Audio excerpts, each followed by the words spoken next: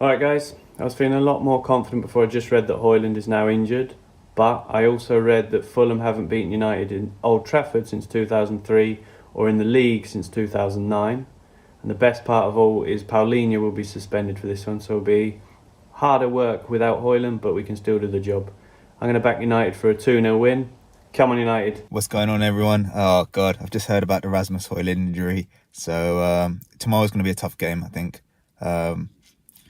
But we are at home to Fulham, and we're not too far off the top four. I think it's going to be a tough game, to be honest, especially with the injury to Luke Shaw as well. So I'm going to say 3-2 United, and I'm going to say a Scott McTominay winner. But it's going to be a tough game, but I think United will pull through. Come on, United. All right, guys. United versus Fulham this weekend. 3-1 to United is my score prediction. I've missed Casemiro goals of late, so hopefully Casemiro can get one, and it'll be a very, very, very good weekend for United. Cheers. Good morning, everyone. This is Roger, all the way from Canada. Right now it's -11, about to be sunrise. Anyways, before I freeze to that, my score prediction is 3-1, and doesn't matter if Højlund plays or not.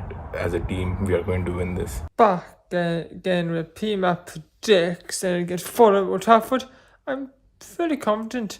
So we lost Højlund, but I'm still going for win United. Up the win, up the Paddock. What's up, Stretford, Paddock? What's up, Reds? Jay, am I allowed to say this is it? This is the big one. United 4, Fulham 0. Højlund 2, Rashford and McTominay. Bloody hell, I absolutely love Højlund. Jesus Christ. Rashford's still my favourite, but I tell you what, Raza might supersede that pretty soon, and oh my God, he might even supersede my love for Wayne Rooney. 4-0, go on the Reds!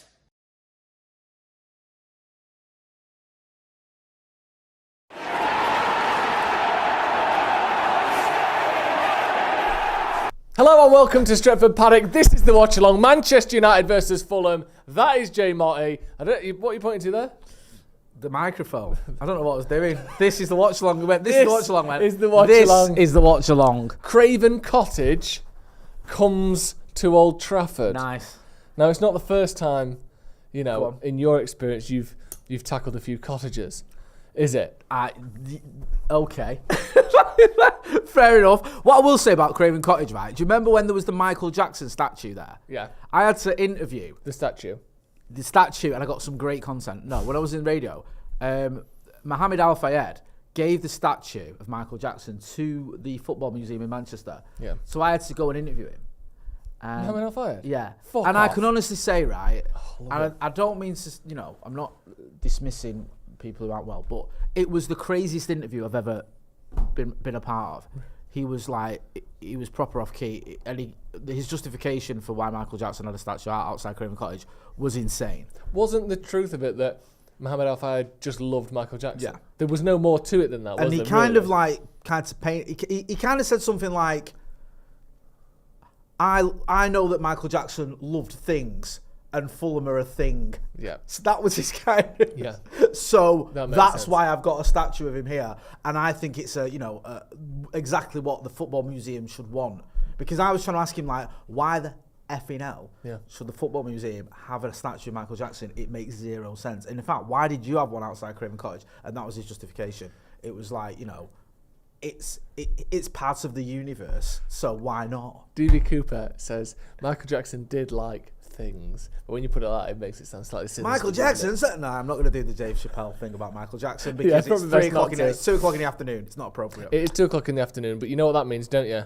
Team news, yes? Team news. Yes, chef? With Joe Smith. Team news with me, your host, Joe Smith. And today's starting lineup, brought to you by Manchester United, is Onana, Lindelof. Well, actually, try and do this in order. Onana, Dallo, Lindelof, Maguire. What? Hang on. Varane. Oh, sorry. Lindelof. No, wait, sorry. Maguire. Varane. Lindelof. Left back. Midfield. Casemiro. Mainu. Bruno Fernandes. And a front three of Rashford. Oh, don't ruin it. Garnacho.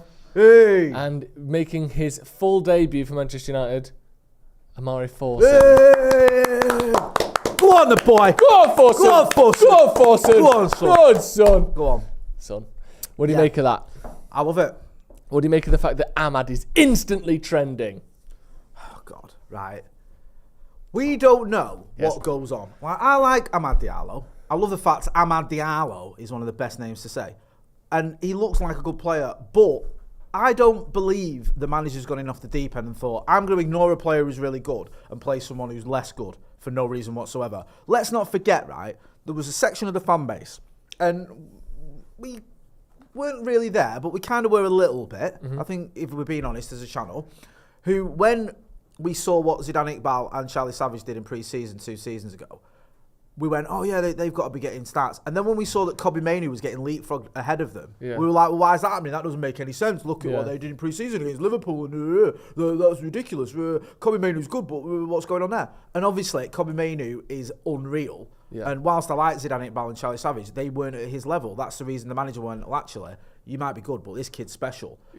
I'm not saying Omari Forson is Kobbie Mainoo levels, but there's a reason why the manager picks him. He must have seen him in training. He must know a bit about him. And let's not forget, I know it's me and you were chatting before, and it's not exactly the largest sample size, but he was useful when he came on against Wolves. He set up the goal, didn't he? I know, obviously, Kobbie Mainoo did the heavy lifting. It's one of those assists, isn't it, where he actually did okay for it, but then Mainoo skins someone and puts it in from 18 yards out. Don't you love that at five-a-side when you do that? Like, you give it someone and he'll skin loads of people and score, and you'll go, you couldn't have missed with that pass, could you? Yeah. I always say that. It's a classic. Yeah. It's a classic. It's a staple. No, I'm glad to see him in. Look, I don't know loads about him. Obviously, was it Omari Forson? Was he the one who was having that long chat with Ten Hag in Vegas? Did he get subbed in the first half? Or am I getting that completely and utterly wrong? And possibly even, You can... Yes. Yeah, because we were there. We filmed that and sent it through to you guys on the channel. Not you guys, you were in Vegas with me. Me and Ronnie were there, and we sent it through because it was Forson. He was having a bit of a time of it, wasn't he? Yeah. And I think he got subbed in the first half, which was never a good thing. So it is him, yeah? 100%. Yeah. Yeah, sorry. And then we saw Eric Ten Hag just in front of us having a long chat with him. And obviously no young player wants to get subbed early doors. So we're looking at what was going on there. And he'd obviously said to him, look, it's not working out for him. I'm taking off before. I think he might have even got booked, and it was like... Ten Hag had said that if there'd been VAR, he would have been sent off. Right, so it's like taking you off your own good. Yeah. Because we saw it happen with... Was it Dan Gore who got a red against Wrexham? Yeah. So some of the referees were a bit card happy as it was over there. Yeah. So I've not seen loads of Forson. He's obviously highly thought of.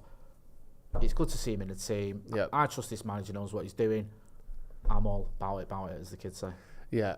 Jamie Gillespie in the chat. Get in the chat. Get your thoughts in the comments. It says, happy to see Forson playing. I'm fed up with people going on about Ahmad. It's as if they think Ten Hag is just picking on him all of a sudden. He's the new internet oppressed hero. That's a great point by Jamie Gillespie, because I remember, I know I say this story a lot, but it sums it up.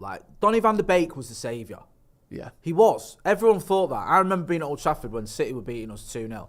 And everyone started chanting Donny van de Beek's name. And he came on and almost set up a goal for Phil Foden in his first touch. And it's like, just because someone isn't playing doesn't mean they're the answer to our problems. People thought Sofian Amrabat was the answer to our problems when we got beat off Arsenal and we'd been linked with him.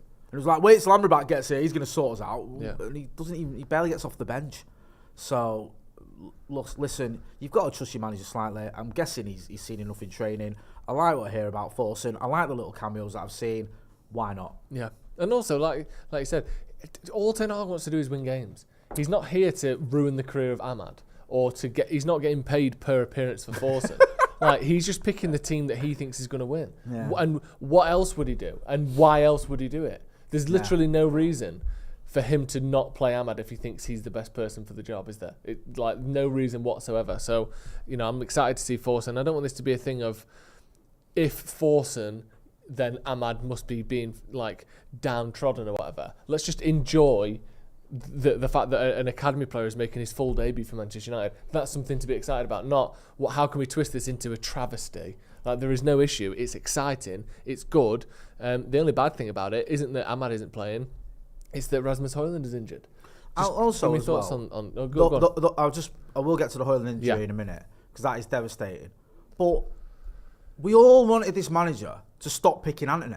Yeah. We all said he needs to almost admit he got it wrong That's with a good Anthony. point, actually. He needs to just say, look, this kid isn't what I thought he was. You know, he did the business for me at Ajax. He showed glimpses at United. He ain't the one. He needs to be big and brave enough to drop him. And he has done. Yeah. Because even with Højlund out, he's shuffling his pack and not playing Anthony. And we all wanted that. I don't see anyone, really, who wants to see Anthony starting for Manchester United.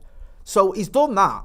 And let's face facts, it's not easy if you spent 80 million quid on someone to say, I'm going to pick a youngster who's not starting for Manchester United over the player I spent 80 million quid on. But I want my manager to make the decisions that are best for Manchester United Football Club, not that are best for his ego or saves him the most embarrassment. I don't care about that. No. And I think he's done the right thing here. He's gone, right, look, what's my best possible 11?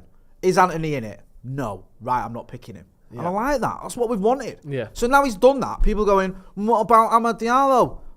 Bore off. Yeah. Like I've not got anything against Amad Diallo. I like the kid, but I don't know if Amad Diallo is a better option than Omari Forson. No. So I'm not going to lose my mind that Diallo's not starting. No. Like, yes, he got 13 goals for Sunderland in the Championship. Obviously, you know, that was great.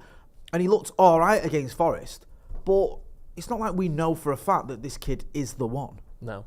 And I don't mean this as a way to slag off Amad Diallo. I would like to see him play. I was hopeful he would get more minutes than he has this season. But you look at the top scorers in the Championship last season. Chuba Akpom, Victor Gyökeres, Carlton Morris, Joel Pirou, Nathan Teller, Tom Bradshaw, Zion Fleming. Like, all of these people scored a lot of goals in the teens. Ben Brereton Diaz, Jerry Yates. That's the one, the top 10, and then Diallo is 11th. Not one of them have tore it up in the Premier League this season. No, it's not. That's again, it's not meant to be so therefore Diallo's not good enough. But I just mean, you know, it's not to me some absolute travesty that Amad, who's trained all season, I know he was injured until sort of November, December, but trained for the last few months, has had a couple of hints here and there. But the fact that he's not starting isn't a problem. It's just, you know, hopefully he will get to the point where he is starting. But I just think people like to have a go at the manager and then by extension having a go at Forson for playing ahead of the player you like. Just leave it out, I think. Yeah, no, get behind him, man. Do you know what Yeah. I mean? Listen, get behind the kid. You can question it. I'm not saying you can't. You can go, well, I wouldn't have done that. I would have preferred to see Diallo, who's got more professional experience than Omari Forson has. I get it. Yeah. But it's not, for me, it's not the outrageous decision that some are painting it as. I am a little bit, you know, concerned that we are going to miss Rasmus Højlund, that I've gone from feeling pretty confident we'd win today with him in the team because he's almost, the form is in guaranteeing you a goal at the minute, to being a little bit worried. I'm more worried about the City game and the Forest game, to be brutally honest. I still think we can win. Yeah. But I don't feel like, oh my God, you know, this is a nightmare. My one issue today is just, can Victor Lindelof do okay at left back? If he is, I think he is at left back. I know we've got. I would assume. I can't see who else would play there. Because I think Delo is sort of, now the manager's sort of decided that he's going to keep Delo at right back rather than moving him over. And Lindelof's had a couple of moments on it at left back. He's not really a left back. He doesn't suit it. No. But he's our only other option, because I think Sofian Amrabat played there, didn't he, early on in his time at United. Yeah. But the manager's obviously decided he prefers Victor Lindelof there. And I think as long as the likes of Mainu maybe can help him out a little bit, maybe Forson as well, he's on that left-hand side, and Varane, then, yeah, hopefully it can be okay, because Fulham have got some good players, but they're not the most unbeatable team, are they? Yeah. Just a slight correction. Victor Gyökeres, who I mentioned there, is doing very well for Sporting this season, but he also got 21 Your goals point for the Championship. is and valid. the point remains. You didn't list a load of players. You didn't go, well, let's have a look at who was scoring goals in the Championship last season. Oh, it's, you know, Erling Haaland and Ivan Toney and all these players that are smashing it. It's like, look, I get it. I understand what you're saying. That's not a criticism of Diallo. The point is, just because he got 13 goals for Sunderland last season doesn't automatically mean that he should start for Manchester United now. He might come on, he might get a chance and show what he's worth. And I hope he does. I hope he does. Yeah. But we had it with Palestra. When everyone fell out with Anthony, when everyone sort of this season just went, look, you know what, enough is enough with Anthony. No, he's just not up to it. Let's see Palestra. And Palestra got his chance, didn't he? Yeah. And he did okay. Yeah. Like, he didn't really do a lot. And I like Facundo Palestra, but there was nothing where you go, my God, you've got to pick him every week now. Yeah. It was, within like a month, he was dropped and loaned out. Yeah. We've got a couple of super chats. Rune says, can't trust Ten Hag to spend money again. #Anthony. On one hand, I agree that Ten Hag shouldn't be the only person picking players. But on the other hand, I don't think not like one, because he's the real one. I mean, He's Mount the clanger, innit? Mount has been a disaster, but not because he's been bad on the pitch, because he's not been on the pitch. Casemiro, when he's been fit, starts every game. Martinez, when he's been fit, starts every game. Onana, when he's been fit, starts every game. And they've all had ups and downs. Eriksen was, I think, fantastically astute signing for free. Malacia is a backup left back who, unfortunately, again, has been injured. Anthony is the one where you go, he cost too much in the first place, and he's been very poor. But I wouldn't say, therefore, Ten Hag is terrible at signing players and we can never trust him again. People make mistakes. People get it wrong occasionally. He needs better people around him to advise him and bring players to him who he can then veto or agree with. But I don't think he's made one big mistake in Anthony, therefore he should never be trusted again and he's terrible at transfers. Do you agree? Well, or do you think? 100% agree. Yeah. We and you were talking the other day about Joe Hart, and I hate to talk about those blue cheating allegedly locked down the road, but Pep comes in, Joe Hart, he's a bit of a fan's favourite. He's won 2 titles in 4 years. Yep. A very, very good keeper, like at a relatively young age for a goalkeeper. He's not an issue, you'd think. Pep goes, he's not for me. Drops him, brings in Claudio Bravo, who's won a load of trophies with him at Barcelona. Claudio Bravo is a fucking disaster for City. I know they still won a title with him, but did win the title, didn't they, with Claudio Bravo? I think they did. Well, they didn't win the title that first season. Was he first, there the second year right, as well? I'm not sure. All right, well, either way, I can't remember. I'm not as au fait with City's sort of Claudio Bravo's career as I should be. But he did win 1 Premier League. Right, okay. Despite that, you can see, I remember being at Old Trafford, I think it was his debut, where he was terrible. He should have been sent off and he should have given us a penalty. Yeah. Pep goes, right, I've dropped a bit of a clanger it. So he gets rid of him and brings in Edison. You don't go after that signing, well, don't give him another, you've bought your goalkeeper now, that's it. Yeah. I think Ten Hag has got to be given a little bit of leeway. And I also think that this structure that we're supposedly going to have under Ineos is going to almost protect him from himself a little bit. Yeah. Because let's face facts, right? If Ten Hag wanted Anthony, and Ten Hag goes, I want Anthony, then there should have been a limit to where the club went, we're not going to pay over 40 million for him. Yeah. We're not, because he's not worth it. You're not having him. And they didn't. They went, well, we can get him, but he's going to have to cost you 80 million. And Ten Hag went, right, well, I want him. Yeah. Where the club should have said, no, that's too much. And I think under Ineos, we will do. Yeah. We'll say, okay, who do you want? I want him. Right, we're willing to pay that for him. If we can get him for that, fine. And the club might go, we can't get him, but we can get you a Cody Gakpo for 40 million. Yeah. And he might go, well, if we've got him or no one, I'll take Gakpo then. If that, I'm trying to sort of use an example there that could have happened. Yeah. Obviously it didn't. But I don't think that should be it for Ten Hag, having a say in transfers. And also, if you're forcing transfers on him, because he spoke about him having a say, didn't he, in the press conference. If you're forcing players on a manager, he won't play them. No. He'll not pick him because he'll spit his dummy out. You have to have some sort of agreement. Yeah. So if he gives you a list, Jose did it. Jose had a list of players. He said it in his press conference. That I think it was either that first or second season. He had a list of players he wanted, and I think he got them all except Ivan Perisic. That was the one. He didn't say it, but he got it from what he said. He sort of hinted enough, and when it was put to him, he didn't dismiss that. Yeah. So you knew that was the one he didn't get, but he got. I think it might have been the second season when he got Nemanja Matic, and he got, I think, Victor Lindelof, and he got Romelu Lukaku. I think he got those 3 players, and I think the 4th one he wanted was Ivan Perisic, but he didn't get him. But Jose said at the time there was like a tier system thing. It was well reported. I don't know if he said it was reported that they had a tier thing at United where if he hadn't got Lukaku, they would have got him Morata or whatever. If he hadn't got Nemanja Matic, they would have got him Fabinho or whatever. There was like a plan B. Yeah. Just on to back up your point there, Claudio Bravo, in the season that he won the Premier League, played 3 Premier League games for City. Right, so he was the first season, wasn't it? Yeah, so the first season he was their first choice keeper. And they finished third, didn't they? And they finished third, yeah. So then they replaced him with Edison. He played 3 games still because he was still there. But yeah, that's, people get things wrong. And also, what Ten Hag doesn't do is set the price and negotiate the fee with Ajax. That's other people, and that's the main issue with the Anthony transfer is he just costs too much. Coach Zach _Buckeye for life says Ahmad had offers to leave in January and Ten Hag turned them down. In the 63rd minute we'll see Anthony and we will watch another young player sold in the summer. Give the kids some goddamn game time at least. Bloody hell. Tom Boy says Lads, are we not surprised McTominay isn't starting up top? He's basically playing in that second striker role the last few weeks. I'm not. I think there's a difference between playing as a sort of attacking midfielder who gets in the box near the end of games to starting up front for Man United. I think that, we've got there players playing in positions they've played in a lot. I know Forson's not played for United a lot, but he's a winger. Rashford has played, I'm guessing, but certainly minimum 25, if not 50 games up front for Man United. He's done plenty of that. And obviously Garnacho stays where he was. Rohit says, we need to make sure it's no longer player FC at United. Ten Hag has shown he can win games even when the odds are against him. Give him a good structure, he'll thrive. I support the team, not a player. 2-0 win. Danny says excited for an academy front line and Mainu future. Speaking of the front line, we saw Ten Hag in his press conference get sort of, I don't want to say grilled, but certainly peppered with Anthony Martial questions. It was James Ducker who was sort of saying,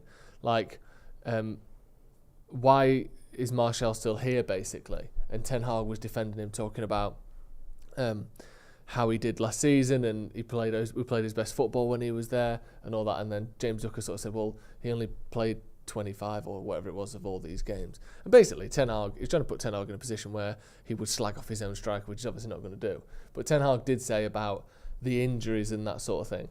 And I think Martial has been unlucky in his career. But I've got a fantastic stat/story for you, AJ.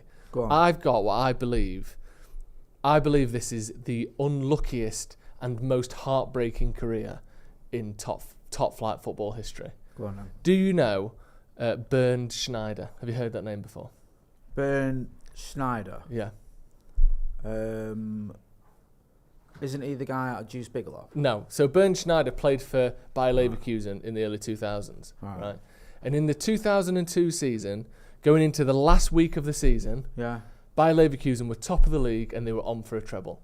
They were in the German Cup final and they had the European Cup final ahead of them in May as well. Yeah. In the last game of the season, Yeah. Schneider had played, I think he played 58 games from that season, was one of their sort of main guys. Yeah. They lost in the last game of the season of the league to lose the league. Right. In the German Cup final, they lost to lose the Cup final. Right. And in the European Cup final, they lost to Real Madrid to lose that. They won none of that treble. And if that wasn't heartbreaking enough, 2 months later, he also played in full 90 minutes and lost the World Cup final to Brazil. All in one season. Lost what would have been the greatest season any footballer's ever had. Ended up winning nothing. And if you think that's not heartbreaking enough, he never won a title of any kind in his entire career. He never won a single trophy. How fucking horrible is that? I mean, that is devastating. It's absolutely devastating, I've isn't it? never heard of Bernd Schneider, and now I can't stop thinking about him. I feel so sad for him. I do. I mean, to one of those things on its own is neither here nor there. It happens to a lot of people. But to lose a World Cup final, okay, you go, look, you got to a World Cup final, you did really well there. That's gutting you didn't win it, but you're up against one of the all-time great World Cup teams in the 2002 Brazilian team as well, which almost felt like they had their name on that trophy in terms of like R9's redemption and all the rest of it. Yeah. But to get to the German Cup final again, from that. But when you throw into the mix the European or the Champions League final, and also going into the last game of the season, I mean, clucking bell. I know. I think that is horrible. There's only a very few select few people who had ever done that anyway. Obviously, all that team did. Yeah. And I was looking. They've got a handful of German players, of course, but Ballack, who was in that team, didn't play in the World Cup final, and obviously went to Chelsea, won Premier League, won the FA Cup. Had a successful career. He's the only one who sort of played and started in that game. There's one other guy who played in all those games, but he'd won a Swiss sort of first division title. So at least he had something. Bernd Schneider never got any silver. I've got one for you then. Go on. There's a guy, right, who he played in the League Cup final, he lost. Yeah. He played in the Champions League final, he lost. He played in the Euros final, he lost, right? So then what he did was, he moved to Bayern Munich, who only ever win the title, right? The only club in Germany that win a title. They've won it every single year for 11 years, right? And at the moment, as we speak, they're out of the German Cup. It's highly unlikely that they're going to win the Champions League. I think they're still in it, but they're not going to. They've almost got no chance, and they're 11 points behind Leverkusen in the Bundesliga. That is Bernd Schneider levels of misfortune, because at least with Schneider, no disrespect to the kid, he's not one of the biggest stars I've ever heard of. He's not like someone you go, he's a player that everyone knows, that everyone's heard of, that is one of the best players in his position ever. With Harry Kane, there is that argument to be made. Yeah. He's England's top goal scorer of all time. He's second, I think, in the Premier League top goal scorers of all time. Yeah. He's considered one of the greatest strikers of his generation. And there's a very strong chance he's going to end this season still trophyless. And he's been in, like I said, 3 finals, one of which is a Champions League final as well. And also one which would have been, a final for his country. And he's gone to the biggest banker there is in football. It's even more of a banker than going to Celtic or Rangers. Even Celtic or Rangers don't have the level of consistency over the last 10 years or 11 years that Bayern Munich have got. You can't get more, I am going to win a title nailed on than going to Bayern Munich unless you're Harry Kane. Because Bayer Leverkusen, incidentally, in case you're wondering how well they're doing, not only 11 points clear, 11 points, that's not a word, 11 points clear at the top of the Bundesliga, they've also just broken the record for the most games unbeaten in German football history, in 33 games in all competitions unbeaten. Like, they're having the season of all seasons. Even Bayern Munich haven't done that before. And Harry Kane is playing for Bayern Munich at this time. It is unreal. I think Kane is got a shout with Schneider to say, nah, bro, I'm the most unlucky. Unbelievable. I think Schneider's has been more compact into 6 months of horribleness. Those 2 months, from the last week of May to the last week of July or whatever That's terrible. To lose the German Cup final, got knocked off the top of the Bundesliga, lose the Champions League final, and lose the World Cup final, and play in all 4 of those games has to be the harshest 2 months in any player's career. Do you know what ever. It's called when you laugh at him? Go on. Schneider Fraud. Do you know what I mean? Hey. That is why you stand a level above anyone else on this platform. In the comments, Tactics Gaming says, terrible lineup from Ten Hag. Who would you have picked? What do you want from him? I love that. Do you know what? I've got mates like that. I love that. I love it. I'm all about that. Yeah. What's his team? This is shit. Who do you want him to play? I'm going home. Roy Keane. Like, why has he picked him? Who could he possibly want playing except maybe Ahmad? Who's on the bench there that should be starting ahead of that lot? The obvious ones, what you can argue for, are putting players maybe out of their position. Like, if you go, well, you should pick McTominay because look at all the goals he's got. Yeah. I've seen people saying playing him up top, but he's not a striker. He says, no Lindelof as a left back, put Garnacho on the left and Palistra on the right. Who are you playing left back then? Palistra? Put Palistra on the right hand side, yeah. Palistra's not, isn't he on loan? So you want to recall him from his loan, right, in Spain, and bring him back to the club, all in the space of an hour, and play him. Yeah, some questions, Tactical Gaming. Yeah, Granada might have a word to say about that. Yeah, come on, bro. Yeah, I think he's just mad for the sake of it. He said, or Diallo, so either or. Or Beckham, and then he says Dallo on the right, Lindelof on the left. That's what we've got. That's what he has picked. Come on! I like this because like you said, I've got mates like who, no matter what it is, no matter who the manager is, even when it was Sir Alex, everything's shit. What are you doing that for? Do you know how many times I heard Fergie's fucking lost it? Yeah. During my time as a United fan. Like, constantly. My favourite ever is where he played the De Silva twins as wingers against Arsenal. Yeah. The meltdown before kickoff was biblical and we won 2-0. Yeah. It was like, what is going on? Like, he's lost it. He should have retired when he was going to, and all this nonsense. And he knew what he was doing. We won. Can we just address something here? Go on. Because we don't get enough credit for this. And you might argue... me and you? Well, yeah, that as well. United. And I think we have a part in this. You might argue it's Glazeronomics, it's this, it's that, and it's the other. We've got, I think, and get involved in the chat in the comments and correct me if I'm wrong, 8 players from the academy in our squad. Now, you might look at that and go, well, that's an example of why things have gone wrong. I think it's something to be proud of, to be honest with you.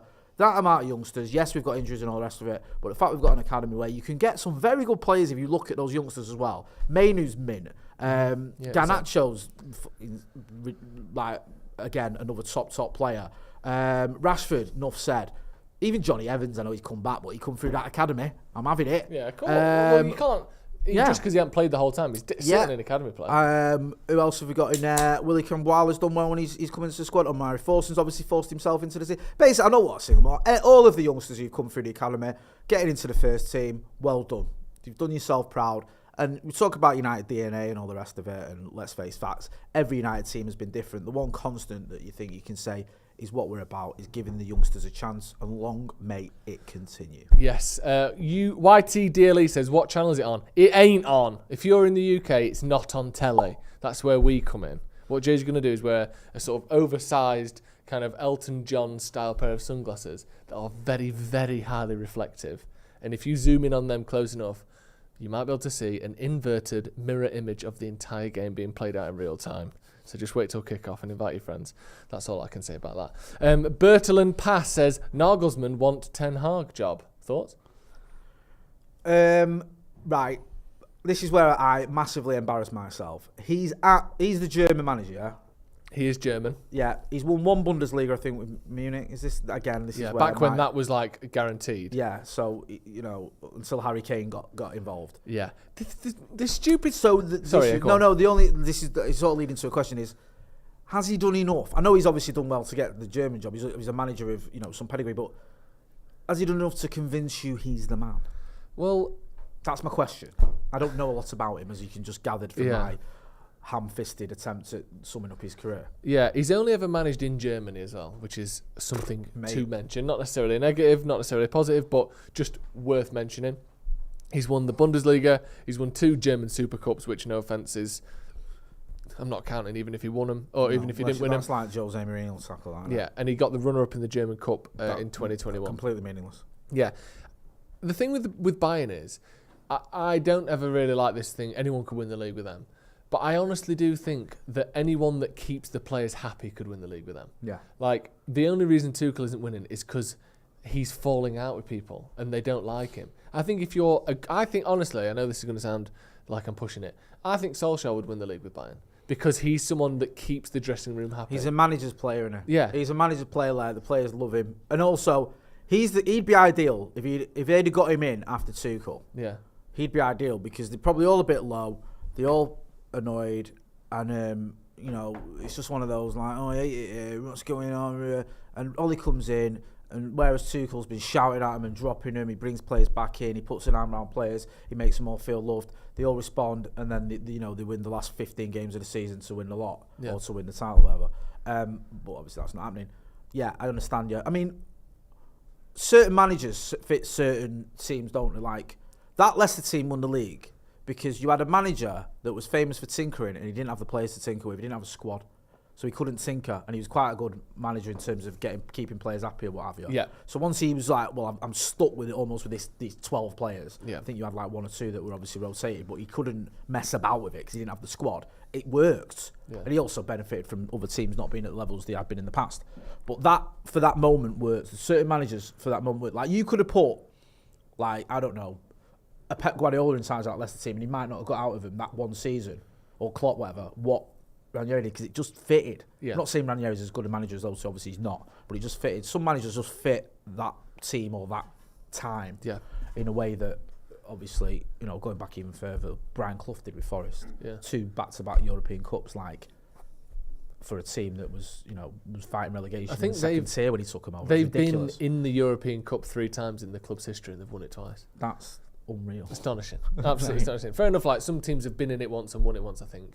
But to have won it twice in 3 goes is absolutely exceptional, isn't it? It is exceptional, and you've got to give him credit. 'Cause I don't think we'll ever see that again. We won't someone winning back-to-back Champions Leagues in this era with a small provincial team. It won't happen. You might get, we saw it kind of a little bit with maybe Porto. I know they're obviously a big club in Portugal, but in terms of the budget and everything, the resources they got, under Jose they won it, but it's very rare. Yeah, and also they happen to. They've got. It's very rare that a smaller club like them. I know smaller is a bit slightly offensive, but they're not challenging for the Champions League every year. has one of the best managers of all time managing them as well, which And we didn't also- know at the time, but as it turned out, he was. And also one of the worst decisions in the history of football when Paul Scholes was perfectly onside for that goal. 2 players playing him onside for the goal that obviously would have knocked Porto out and seen United through to probably go and win the Champions League. But I'm not bitter about it because you move on. I don't care whatsoever. I'm gonna be the Bernd Schneider of being scorched in the Champions League. I accept it and I move on. Accept it. What's he up to now, Bernd Schneider? I don't know. Probably I just feel like he being deserves to sad. have a good He's gonna career. think about that every single day for the rest of his He's life. the Ray that season. Finkel of football. Yeah, he is. Finkel is Einhorn. Yes. Yeah, he had 81 caps for Germany as well, sort of sandwiched in their kind of fallow spell. Just astonishing, isn't it? So now he is a club, named him as mentor to club president at Bayer Leverkusen. Well, that's a bit of a nothing. In 2009. That's a bit of a nothing I job. don't know, but yeah, you look at his honours. It's Bundesliga runner-up in 99, 2000, 2000, 2001. DFB Pokal, the German Cup, runner-up 0102 and 0809. Champions League runner-up 0102. World Cup runner-up 2002, third place 2006. Confederations Cup, third place. I'm so sad for him. That's the most heartbreaking 2 months in. If you exclude, like, on the pitch, losing those 4 essentially finals. I know the league isn't a final, but it came down to it. In 2 months is fucking terrible, isn't it? So bad. Yeah. Bless him. Here's a man who's probably heard of Bernd Schneider. Can probably tell you. Did you hear that stat I gave you out before? I just heard the load of Leverkusen stats. So Is in my late- thing gone? Am I talking? Yeah, you're on. Am I talking? Did you just say, am I talking? Can you hear Am me? I? Yes, you're talking. You know when you open your mouth and sounds come out of it? That's called talking. You might not be on, but you're talking. That's the most bizarre question I've ever heard in my life. Am I talking? No, it sums up my morning. Bernd Schneider. Yeah, are you okay? Let's check. I'm concerned. I love you're Abdullah. Abdullah. This is I feel Abdullah, like by the I've way. just it's just a random stroke. Abdullah's here. Are you all right, kid? I'm all right. Yeah.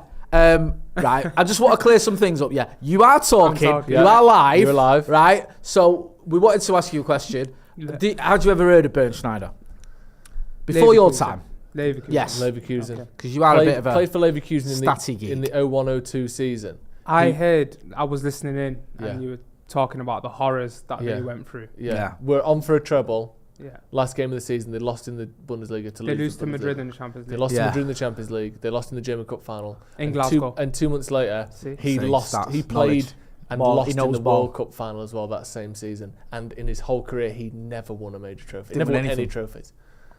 I'd have to How do sad is that? something to myself Yeah. if that was me. I mean, What are you thinking? I think maybe it's either drinking or gambling, isn't it? You got to do one of them. I don't know.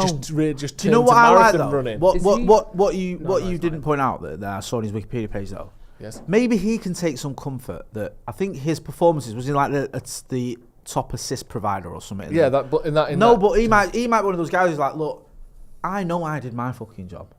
Yeah. Like I know it weren't down to me. Like Yeah. it's on you. lot. Sometimes That might be him. I'm not saying it would be. If it was yeah. me, I'd be very angry and bitter. I would be very angry. and that bitter, makes it personally. worse sometimes though, I think. Yeah. Doesn't it? Like a little bit. when you feel like you're doing your job. But you know what the funny Doing thing what is, you could right? do. I know people think I'm trolling. I'm not, right? I don't care what anyone says, right? Steven Gerrard spent 18 seasons or something at Liverpool. One of their greatest ever players. Won the Champions League. Won the FA Cup with that goal that basically won it for him. Had so many top games for him. And for me, will always be remembered for that slip. Yeah. He will. That is the one moment. If you say what's one moment that you think of Gerrard, it isn't. Unless you're a Liverpool fan, Yeah, you it say won't the be Champions League Istanbul. final. It won't be Everyone else. Istanbul. It'll be that slip. That saying, this does not fucking slip. Slippy And Joe. then you slipping and costing your team their first title in 28 years. Love it. That or whatever it was. That is what he'll be remembered for. So I think that's worse than Bernd Schneider. Because it's like everyone remembers Gerrard and will know him for that mistake rather than the glittering career, which he did. That he had. You felt like with Gerrard as well, the whole thing was about him Yeah. finally winning the title. Yeah. Liverpool It finally became winning him, the didn't it? Premier League Yeah. title. It was all there for him. And then he says that before the game. Hypes go it to up, Norwich. Yeah. and slips. We go Like again. you couldn't We you don't couldn't let write this that any slip. better, could you? Yeah, like you to say that, to say this does not slip. Jose and then being in you the slip. dugout as well Yeah. against him for that, like being the Like- manager. It's just so perfect, isn't it? Beautiful. It is. Incredible. It's they say, football breaks your heart. It does. But sometimes it just gives you those little moments Are that you- make it all worthwhile. How do you approach football as a rival fan? Do you prefer seeing Liverpool absolutely stink it up, finish 10th, Gerrard slip in every week, bottling it, whatever, or Man United saying that same time Man United doing all right? They're not winning the title. Like, what gives you more of a? Are you that much of a Us doing hater? well and them doing well, or Yeah, us neither doing of us all right, well? but like Liverpool are really. Do you know what it is? hits I'll more? be honest with you. You just look at your own team. It's only in the the Brendan Rodgers Klopp era that Liverpool. I know they're obviously under Benitez as well, but even then, despite that Champions League win, we still had him over for the title in 2009 when he had his little fax rant. Yeah. Liverpool almost, not quite, but almost, and I use the term almost, became irrelevant to me. In like the 90s and noughties, there was a big time when I didn't think about Liverpool as often as I do now. Especially up until Yeah. that 2005 Oh, final. 100%, bro. That spell Like, from like, you know when what it I was? started watching. 93, when we won the title, in 93 it was against Villa, 94 it was against, I think, Blackburn, 96 Newcastle, 97 onwards it was Wenger. Yeah. So I wasn't like, what are Liverpool doing? Obviously when we played him, and I hated him and all the rest of it, but it wasn't like, I was like, oh, do you know what, I've seen what Roy Hodgson's doing at Liverpool. Yeah, that's much better than us winning this title. It wasn't like that. Do you know what's funny? For me, what you're saying is true, but especially around this stage where they had like Jay Spearing in midfield. Oh, Remember mate, yeah. that period? That's when I was like, they're genuinely a mid-table club. Yeah. They were actually a mid-table When club. they signed like, Ricky Lambert. Yeah. They signed him because he was a fan, didn't they? Yeah. Well, not like he's always been a It Liverpool was the fan. What is this? That's such a Yeah. that's When such a post Sir Alex Man United move, though, isn't it? Yeah. Regardless, Igalo. Man United fan. Yeah. But at least we had the courtesy to only loan him. He was good. He was He was actually. His actually Instagram was better good. than Ricky Lambert. His Instagram post of trees was elite. Which one was He that? just used to post pictures of the trees near Carrington. Trees. Trees, yeah. Like, just I don't know why, but it was like, and then there was him and his family in the United pajamas. I'm sorry, but you gotta love him. Yeah, He wasn't very good, but he was lovely. He wasn't He very scored bad, some though, nice goals. in a way. He had a hand in McTominay's second against City. So that'll mean The issue was when you're relying on him to beat Chelsea in the FA Cup semi-final, and you're looking at him, and you're going, no, like, listen. Sorry, producer Ethan, can I get a drink as well? I think Abdullah There's might one. Sorry, I didn't know. Pepsi Max Cherry.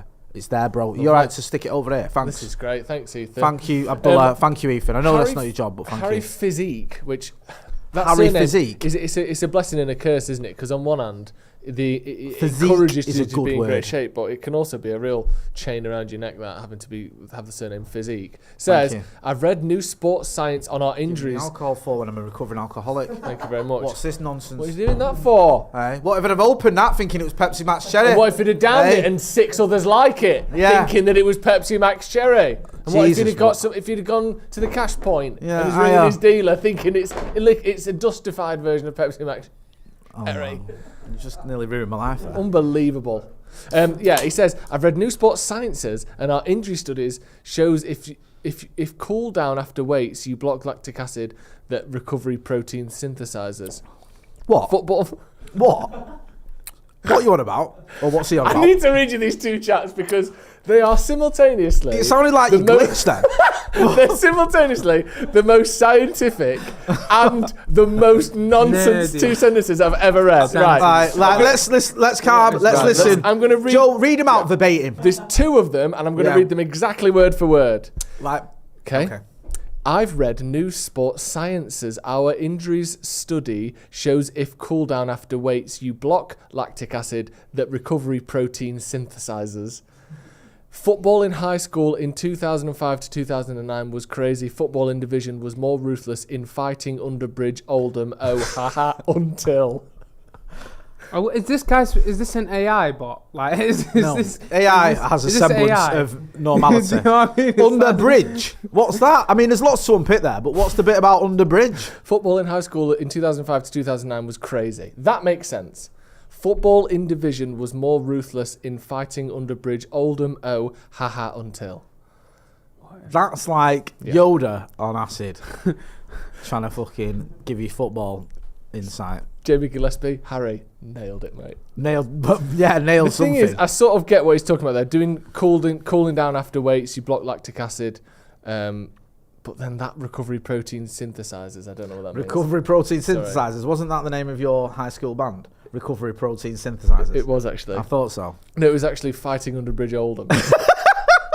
Which were equally as unsuccessful. AD in the members, who's been a member for 5 months, thank you very much. Thank you for your support, my brother. Says Dream Team on for the watch along. I mean, I don't. Ebony and Ivory Brothers. Ebony and Ivory Brothers. You see, when I was growing up, right, Ebony and Ivory was perfectly acceptable to say when there's like black and white people together. Now it's frowned upon. It hasn't been acceptable to say since probably 1985. Yeah, now it's frowned upon, but listen. It really was I don't quite a mind big it. thing though, wasn't it? That was like songs and stuff. Yeah, Paul McCartney and Yeah. Stevie Wonder, like Ebony and Ivory. It was like, okay. And now it's looked at as one of the worst songs ever. Yeah. Like, that's ridiculous. They're trying their best. Yeah. Sorry for reading that out. Well, if the piano can live in harmony, black and white together, my piano keys, why can't we? Yeah? I mean, it's a good question, but one that's somewhat flawed. It is somewhat flawed. And also, they're not really together because all the black keys are sort of pushed up to the back, which is kind of the whole problem, isn't it? Yeah. Do you know what I mean? Par for the course. Unbelievable. Right. Abdul, we've got a football game today. It's not just about super chats let's and race relations. Sorry, Jay, why have you got yourself on your own hoodie? Oh, see, you. I like Exactly done you that. The reason I'm actually wearing this is because I did a schoolboy error today. I've got me jacket Shat down, yourself and forgot your PE kit. kind of. Well, he shot himself and he food- reached his I hoodie. spilt food That's- on myself. That's a bad one, isn't it? So we've got some like a clothes rail in there with some merch on. So this, if you do like this picture, it's not of me. It is available from paddockmerch.com. There's going to be a link in the description any second now, or a link in the chat. Paddockmerch.com. Go on, you can do that. So I don't trust them lot. So we've got this and other items for sale, including what you say. There you go. I love that hoodie, you know. Yeah. His head's a bit too shiny for me, though. It's not. Do you reckon? It's not Yeah, shiny I enough. also Yeah. think. So I like, put this on the anyway angles because I of didn't it. want. What it was, I had a little stain, and it annoyed me. You know, like, Yeah. like it's a white top as well, and I thought it's gonna be like. Do you only wear hoodies? I feel like I went only through a ever see- shift in like 2018-19 where I just bought a lot of hoodies and started wearing hoodies because I thought, as I got into my 40s, I thought like I used to wear jumpers and stuff. I just felt like a granddad. Makes you look younger, man. I love it. Yeah, so I've gone down that route of hoodies. Bless you. You're quite an eclectic mix of clothing, aren't you? Me? Sometimes you'll be like, I like to mix it up. I like a denim jacket of sorts. I like apparently the shacket. Are you aware of the shacket? What is a Half shirt, half jacket. So it's a sort of heavyweight shirt. I don't know if I should tell you this. Apparently they're going out. They're going out of fashion. on camera because it's like peeking behind the curtain of what that goes on upstairs. But I think our good friend Stephen Alston had an idea for one of his Patreon videos of finding someone who's more hipster than you. This was You are very Northern Quarter. This is it. This is what he wanted to up, do a mate. video. Can we find someone who's more hipster than Joe? So you know, we'll. Well, I make flat whites in my own kitchen, so You make flat whites. I will always back my boy. Thank Yeah, you. always. But you look great, mate. I love. Thank you. I love the Cheers, the Abdul. drip they call it. Yeah. Personally, I just put on an oversized t-shirt Yeah. and that. You always look smart. You always get complimented on. And can I say this? I don't like to talk about people's weight, but the fact you've lost weight always gets brought up in the comments, and you've done well because I know that you aimed at doing that and you've Someone done it. said, "Where's Thank the other you. half of Abdul?" Once. I remember that comment. Yeah, I remember that. That Remember is a one. brilliant comment. Lovely, isn't it? One of my. Do you ever watch the old one of my videos? Do you ever mates watch made the a old similar Devils comment to videos that. and go like? Because I watch myself sometimes when it comes up and I go, bloody hell. You've done well, man. Yeah, I cut down on the old Them sugar. 10k runs, no sugar. I know, man. Had to be done though, especially I can't lie. at my age. I did that the other day. I watched my fan cam after West Ham away in the FA Cup under Van Gaal, and I was like, oh god. My favourite one with yours was the Sevilla one. When he comes on, I think it's Sevilla. and he Fuming goes, in it. I've never seen a face look just. sum Which up Sevilla? the Sevilla The under Jose. Jose. I went to both, home and away, unfortunately. Scored those 2 goals to knock us out. Yeah. And he's just, it's a mixture of infuriated and ready to cry. And he just goes, stay at that. That sums it up perfectly. doesn't it? Fellaini and I was like, I Matic. wanna As, stay by the at way, that, let's forwarded it. bring it back a bit. Yeah, Fellaini and stay Matic at as that. your holding midfielders. And what did you expect? Fellaini and Matic. Beautifully immobile. That. Celebrating a 0-0 away at Seville like we'd gone through already was insane. I have a funny story. When I landed back from Sevilla, Yeah. I went into the toilets before going through passport control. Oh, why? We've all done that. Not for Many times, bro. A bit of Yeah, a bit of I that. didn't do Get rid that. of that before we Not go through me. the thing there. Never Not waste not, want not. where am I putting the rest? Yeah. You know where I'm putting the There rest. we go, boy. I'm obviously joking. Yes, fabulous. But I landed. I bet When I come out, Sir Alex, right there in front of me. Literally, I come out the toilet, Ed Woodward, the whole squad, Jose. Just me there in passport control with him. Really? Yeah. Did you speak to him? Did you say anything? Yeah, I actually just like let on, but like it was a bit. Did it feel like you worked for the club? Did it like as soon No, as you were 'cause there? I You was were- like did you adopt the swagger of a Premier League footballer? Thing is, I could, but I had like a bit of a North Face, Geely, and like I looked like you just pulled me out of my side. So Right, it wouldn't have okay. gone, and I was like 120 kg. So I didn't look like someone who's fit enough to work for a football The club. heaviest ever Man United player is, if you had to guess, just pure kgs of it all. Romelu Lukaku. I Ever feel all Lukaku. time. Post Yeah, World but- Cup Lukaku. You think? What do Post you- Belgian waffles. Remember when he had came to back? be He was like, I about love Belgian 85 waffles. Yeah. kilos, It was didn't weird he? because I it's like he deliberately put that weight on. It's like he set out to, I'm going to pile on a load of weight. And I don't get why he did that. There was a thing about United having an issue with like nutritionists at the time or something like that. I remember it. employing any. Yeah. Yeah, like Probably. we've got an issue with nutritionists. We haven't got any. Good Yeah. point. Harry Yeah. Maguire's a big boy. He could easily be. I weigh about 100 kilos. He could You easily say be the same that, as but me. when we about filmed with him Zlatan? like last year, I remember He's like quite just slim. thinking he looks big, but Maguire just looks like the proper. He's like, quite- look yeah, lean, he's- like, he is a lean. proper Zlatan's athlete. a good shout because he's Zlatan- 6'5" and not Ooh. skinny. Zlatan He was could easily be Quite 90 like kilos. not big, but Fellaini. yeah, Oh, Schmeichel's a good shout. He might be Schmeichel, big, Schmeichel. yeah. Yeah. He's 6'5" and all, and he's big, thicker isn't he? than Van der Sar. Goalies is a good way to go, actually. I'm trying to think. I reckon it's Schmeichel, Fellaini. Well, if you think though, back in the day when you could be a bit chubbier, That's what I'm trying to think. who was Like, taught, is what there about goalies in the 70s? Steve What about Steve Alex Bruce a Stepney? big boy. Alex Stepney? 'Cause But he's he's skinny though, Alex Stepney. Was he? Not skinny, but slim. Yeah. He's a Steve slim Bruce a guy. bit. No, Steve Bruce, but he's Slim not Bruce, tall enough. his legs were like that. Yeah. Like, honestly, if you look at Varane. Steve Bruce, he never looked like a Legs. footballer. Yeah. Varane's legs are literally like that. I couldn't believe it. Mickey when I seen Quinn. him. Yeah, but he never played for Insane. United. Neville Southall? Mickey Quinn should have fed his horses. Anderson. No, he's 5'7". Anderson after a Ben Brazil meal. Anderson was only smaller, wasn't he? Or he wasn't that tall. People saying Gary Pallister. Trust me, you can No, be again, he small. was slim You can though. be small and Like, yeah, that's true. I think some of these shouts are good, but I think the trouble with like Stepney or Pallister or players like that is the like 6'3", 6'4", whatever, but they're slim. why did Rooney look not fat, but he had that like. He's just got that. But he just was. He's quick. He was explosive. He's got a body like a rotisserie chicken anyway, Rooney. Yeah, It's yeah. all just like. You just fucking knew. Listen, you knew short. once his career ended.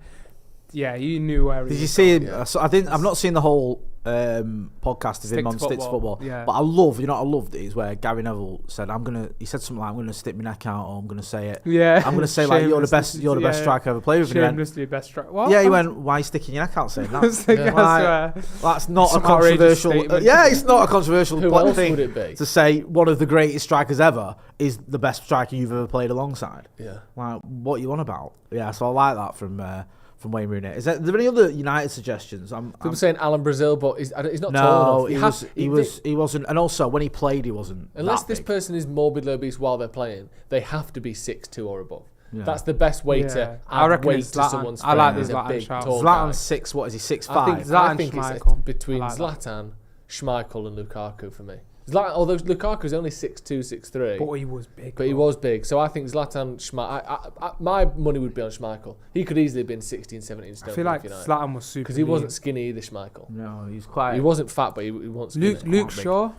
Luke Shawarma. As No, they name the thing him is, Luke sometimes. Shaw. He's taller than you think, innit? And he's 6'1" or 6'4". I reckon that's him changing his. He's his not height that small. online. Yeah. So Footballers in general, right, are taller than you think. Yeah. Like, you know when you meet him, Yeah. we did it with Martial. I've always looked at Martial playing for United and thought he was relatively small. When we Get met, on the end of headers. yeah, and when I was, stuff, yeah. me and Maka was in the lift with him in Thailand, Yeah.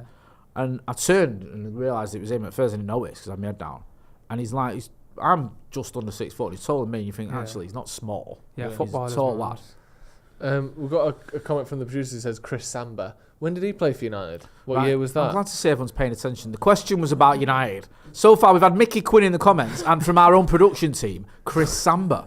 What saw do you Chris think Samba. of this, by the way? I saw Chris Samba in Cafe Nero on Deansgate. Okay, and who else did I see walking past me at the same time? Chris Samba on the left. Who was on the right? No, all the way around. Sat in. Chris Samba walked past me. Who was sat in Cafe Nero at the same time? Adel Sarat. Dane Bowers. Dane Bowers? Correct. You're out of your mind. Sounds like an exciting day. What do we think of these Stone Island? Sorry. Nice. I've just lost my thought. Stone Roses. Stone Roses. There you go. Hey, Listen, the Stone I was Roses part jackets. of this day when they were doing this content, shooting it. Were I ya? was there. Yeah. Hey. Is I that why you spoke to remember what it's Bruno. called so well? Yeah, so that's why I had to mention You were it. there when they were doing the River Island collaboration. River I mean, Island meets Stone Island. I mean Yeah. the River Dance. I told Hoyland I was gutted that he didn't play against Forest, and he said, "So was I, mate." Oh, that's And good. he had a that. laugh with me. Well, he was hardly Yeah, I pulling like up that. trees Loves at that time anyway, was he? Nice. Very Forest. good. Forest, yeah. So. Aye. But no, I right, actually score really like predictions. Get your score predictions in the comments. Who's Have going to we- win? also- Who's going to score? What? I don't. I've had a bit. I've not done any I tactics. don't want to be Sorry. that guy, but have we even mentioned the useless. Fulham team so far? Have we said Have they who's got playing? one? Who cares? Have we said who's playing? Don't say that. We said that against Jay, Bournemouth. was in Jay, I'm We're losing overlooking the anyways. opposition. We said it against Bournemouth. And we said it against Brighton. Yeah, we Who won gives both a of Oh, those Bournemouth games. was a dark day, man. Dark day in United's history. Dark day. Oh, 3-0. My, Right, do you want to go hear on. the Fulham team Go then, on. if you're going to be like that? Yeah. Leno, Castagne, Boo. Tossin, Boo. Bassey, Tossin. Shit, not Shirley, Yeah. Calvin, Calvin Bassey. yeah, Robinson, Boo. Captain Reed, Boo. Lukic, Wilson, Boo. former Manchester United player, welcome back, Andreas Pereira. Hey. Gentle of applause, I love that. Alex Iwobi, I'm not going to boo him why? Because because he's been trolled, hasn't Was he? it? For losing in the AFCON. AFCON Nigeria. He's Yeah. got like the pressure on him. Yeah. Did you watch so- any of that game? No, I didn't. Nigeria just didn't turn up yeah. at all. Dej from upstairs Pure vibes. works with Steve's a Nigerian lad, and he was telling me telling me about it. Yeah, it was weird. Like they scored, but even when they scored, you thought they're not doing anything. Like they just. That was a lot of their games in AFCON, though. Was like it? I moments only of watched the it was final. like moments of brilliance. AFCON was absolutely sick, by the way. AFCON's the greatest tournament ever. It was unreal. It's got everything. Yeah. Like anything you want from a pure football spectacle. Great goals, controversies, insanity, woeful defending, Woeful refereeing. woeful refereeing. Sometimes they end the games before the timer. Yeah, and that's why I hate No, that's VAR. literally what VAR's happened. It's killing unreal. AFCON. It Because you is. used to get the worst decisions in football at AFCON, and now it's like taking it away from Now it a it's little better bit. than the Premier League. And some of the goalkeeping I'm not as even well. joking. Some of the goalkeeping is amazing, amazingly bad. my God, Like, yeah. did you see when what's his name? He's playing for us. Bebe scored that free kick. Yeah. Like I to this day do not know what the goalkeeper. Do you know when the thought he was keepers doing. it happens so much here in that tournament. The keepers like dive after like the ball's gone past we were them. all like, looking at that. The Bebe goal, that he hit it from about 40 yards out, and the goalie doesn't move until the ball's like gone the past last him. second, You're like, mate, you've got a fucking 3 seconds to react here, and he just goes.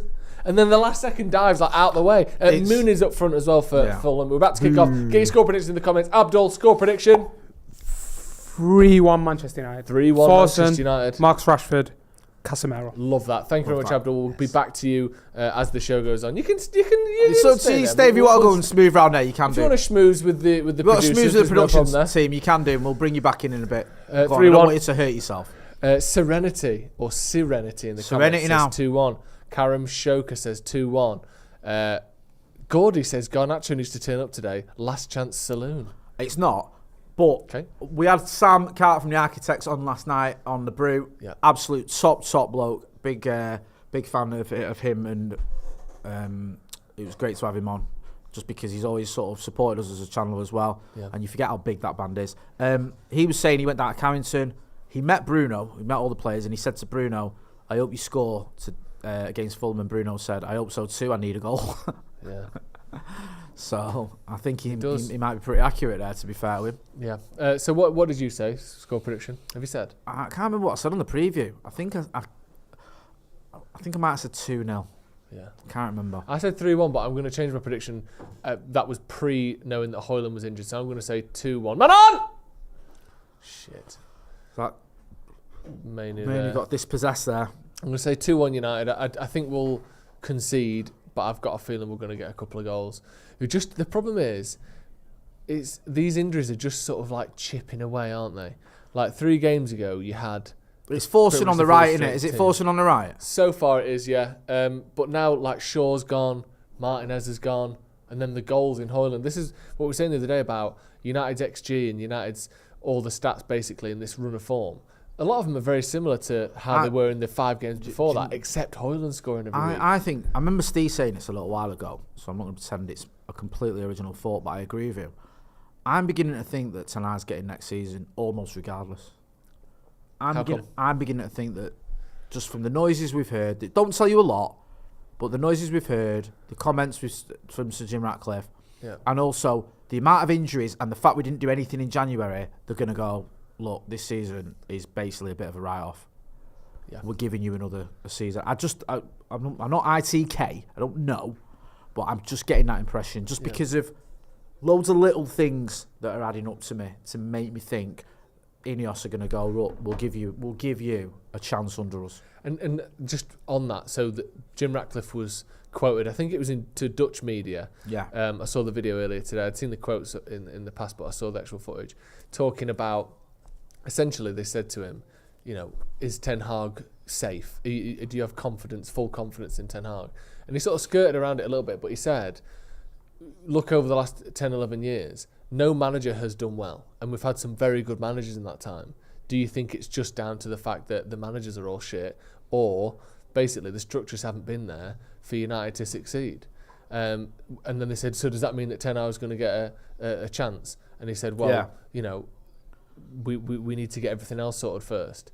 So I agree with him that Ten Hag doesn't just get a free pass just because the structure's been shit, but also you can't truly assess Ten Hag and how good he is when he's working under a system that clearly doesn't work. Yeah. So let's give him some time to see who he actually is as a manager. How good is he at coaching players? When the club is working properly and the transfers and all that are smooth, then we'll actually find out how good he is. We don't really know yet. Do you know what I mean? We don't know how good Ten Hag is because he's been working in a shit system. No, I agree. And listen, it wasn't like it was definitive. He didn't say this manager's getting more time. He did say I'm going to leave that to football people or whatever. But he did say about the structure, the fact we've been through so many coaches in the last 11 years. And also, just from the point of view of Ten Hag's obviously come out and said that him and Ineos are on the same page, which you kind of expect him to say. But we didn't do anything in January. We've had a horrendous injury record this season, which I think you have to give him a little bit of leeway for. Yeah. And also, even the fact that he's now dropped Anthony makes me think that if he's a little admitting when he's got something wrong and going, look, I've got this one wrong, that might be one where the owners go, okay, look, we can work with this guy. Yeah. He's not, he's not a terrible manager. And also, let's not forget as well, keep hearing this thing about Ten Hag of people just almost ignoring what he did in his first season at United and also at Ajax. Yeah. He came to the club as the most sought after manager probably on the planet. It was like either him or Pochettino, and he had a much better CV than Pochettino. His first season was a success. He's just had a bit of a bad one, but there have been mitigating circumstances. So it's not like he's not got any credit in the bank. No. I just feel that this season hasn't been good enough, and I'm not excusing some of the performances, by the way, but I just feel there's enough of all these little suggestions to make me think he'll get another season. Yeah. By all means, if you disagree or agree, let me know in the comments. And I think another thing that would make a difference, is there an outstanding candidate waiting in the wings? No. There isn't an obvious person that you would pick, is there? Who else is there? The big option, you mentioned Nagelsmann before, but he's got a CV that's hardly littered with trophies. No. He did well at Leipzig, and maybe don't expect him to win a trophy there, but he went to Bayern, and you would have to say overall it didn't really work. Now he's at Germany. We'll see how they do in the Euros. I know they're, sort of not at their best, but they've got Toni Kroos back, and who knows what he could do. That would be a way for him to prove his merit by having a big run with Germany. Yeah. But he's not someone you go, we've got to get Nagelsmann in. You look at the rest of them. Tuchel is currently failing at Bayern Munich. You're not getting Ancelotti. He's gone now, isn't he? Well, at the end of the season, he is. Yeah. So he might win the league there, but so far is a good chunk away from Leverkusen. Zidane doesn't. I don't even know what he is. Is he a good manager? And if he is, could United get him? I don't know who else the option. There's the guy at Sporting that people are a big fan of, but again, that's no better CV than Ten Hag had at Ajax. Yeah.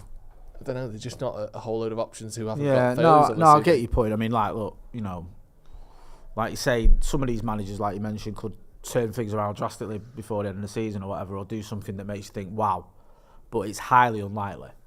Yeah. Like, and I think I think Steve said this on one of the podcasts the other day, like unless obviously if Ten Hag loses every game till now at the end of the season, then no, he's not going to keep his job. But even if United don't make the Champions League, they might go, well, you missed so many players and you were working under this shit show that we're willing to give you another, an opportunity. And also, he's come to a team that, as much as we don't want to admit it, more often than not don't make the Champions League, or it's just as frequent that we do than we don't. He's not come to the title holders. He's come to a Man United side that, in the last decade, have not got back-to-back Champions League finishes. Yeah. Or if they have, I think it's once. Like, yeah, Jose did it, didn't he? Yeah, but well, like even one of them was. I'm not dismissing it. That's a foul. But we finished sixth, but won the Europa League, which is probably the best way to get. Sorry, into the not got Champions back-to-back top four except under Solskjaer. That's the stat I'm looking for there. And then obviously Solskjaer was third and second. So yeah, it's not like everyone's had sustained success, have they? No. Even the managers that have been successful in inverted commas have all ended up getting sacked. Yeah. Which is what Sir Jim Ratcliffe said, to be fair. He said you have to look at not just the managers. Why do managers keep getting sacked? It's obviously the structure, the culture, or whatever you want to call it. And I think a lot of this as well, may depend on just how Ten Hag has impressed them on their one-to-ones with him, or when they've spoke to him. How that, if they've had a chat with him and they just think this guy's an idiot, then they're not going to have him. But if they speak to him and think, okay, this guy's someone we can work with, then yeah, why not? And I'd like to see him. I'd like to see him being given a chance. I'd like to see us stick with a manager rather than having a complete reset of everything, which is kind of where we're going down. And he's talking really highly of them as well. He's saying we've had long chats.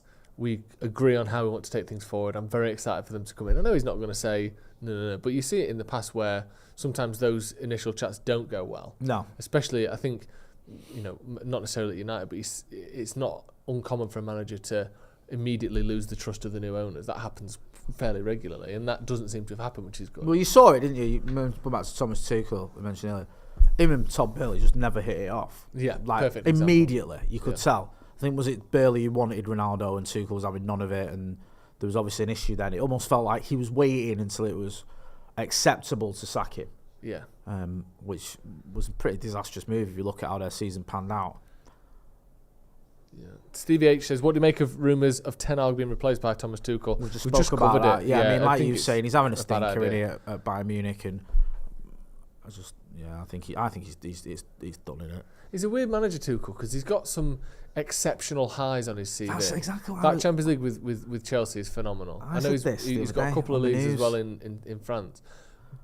Fulham just had a corner and then they've just had a shot from about 20 yards out. It was basically a glorified pass back that went wide for a goal kick. It's Pereira, I think, who had the shot. He's never had sustained success, really. I said this is the exact same thing you just said on the news. I said, like, a proper roller coaster, like proper highs and then lows. Like you're saying, got sacked. Did he get sacked from PSG?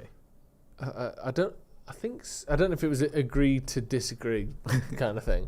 Right, but he won back-to-back league titles there, but they never liked him. No. He was always being rumoured with a move away, that they were on the verge of sacking him. He won the French Cup as well, so he did very well. Was a Champions League runner-up, all very good. But again, he almost had that thing of like, they can't wait to get rid of him. No. Which like kind you of say, bizarre, as well. Even at Dortmund, obviously, did well. But, and I know this is so small-minded and bitter, but this is just the man I am. Weren't they 3-0 up against the Scousers and they lost 4-3? Ollie, what was it? Was that Tuchel at Dortmund was 3-0 up against Liverpool and Liverpool won 4-3 at Anfield? I think so. He was. Yeah, it was one. I'm pretty sure, Yeah, double check for me, but I'm pretty sure. Because he was there. Dortmund were 3-0 up against Liverpool in the Europa League and they won 4-3 at Anfield. And I was just like, and I remember because Tuchel was like the flavour of the month when they were 3-0 up. Everyone's like, this manager, he's such a great manager. He's going to be coming to the Premier League one day. Yeah. And then by the end of it, I was like, you're absolutely fucking useless. And on the other hand, though, if you want to phrase it, let's say you're Thomas Tuchel's agent. Yeah. Here's how you can also phrase his career. Fulham getting a lot of possession here on the end of the box, doing some nice football. Here's how you can phrase Thomas Tuchel's career if you want to. won one of Dortmund's only trophies in a decade by winning the German Cup, won back-to-back league titles with PSG, won the French Cup with them, got them to their first ever Champions League final. Yeah. He also got to 2 FA Cup finals with Chelsea, got to the League Cup final with Chelsea, won them the Champions League, won them the Club World Cup, and last season won the Bundesliga with Bayern Munich.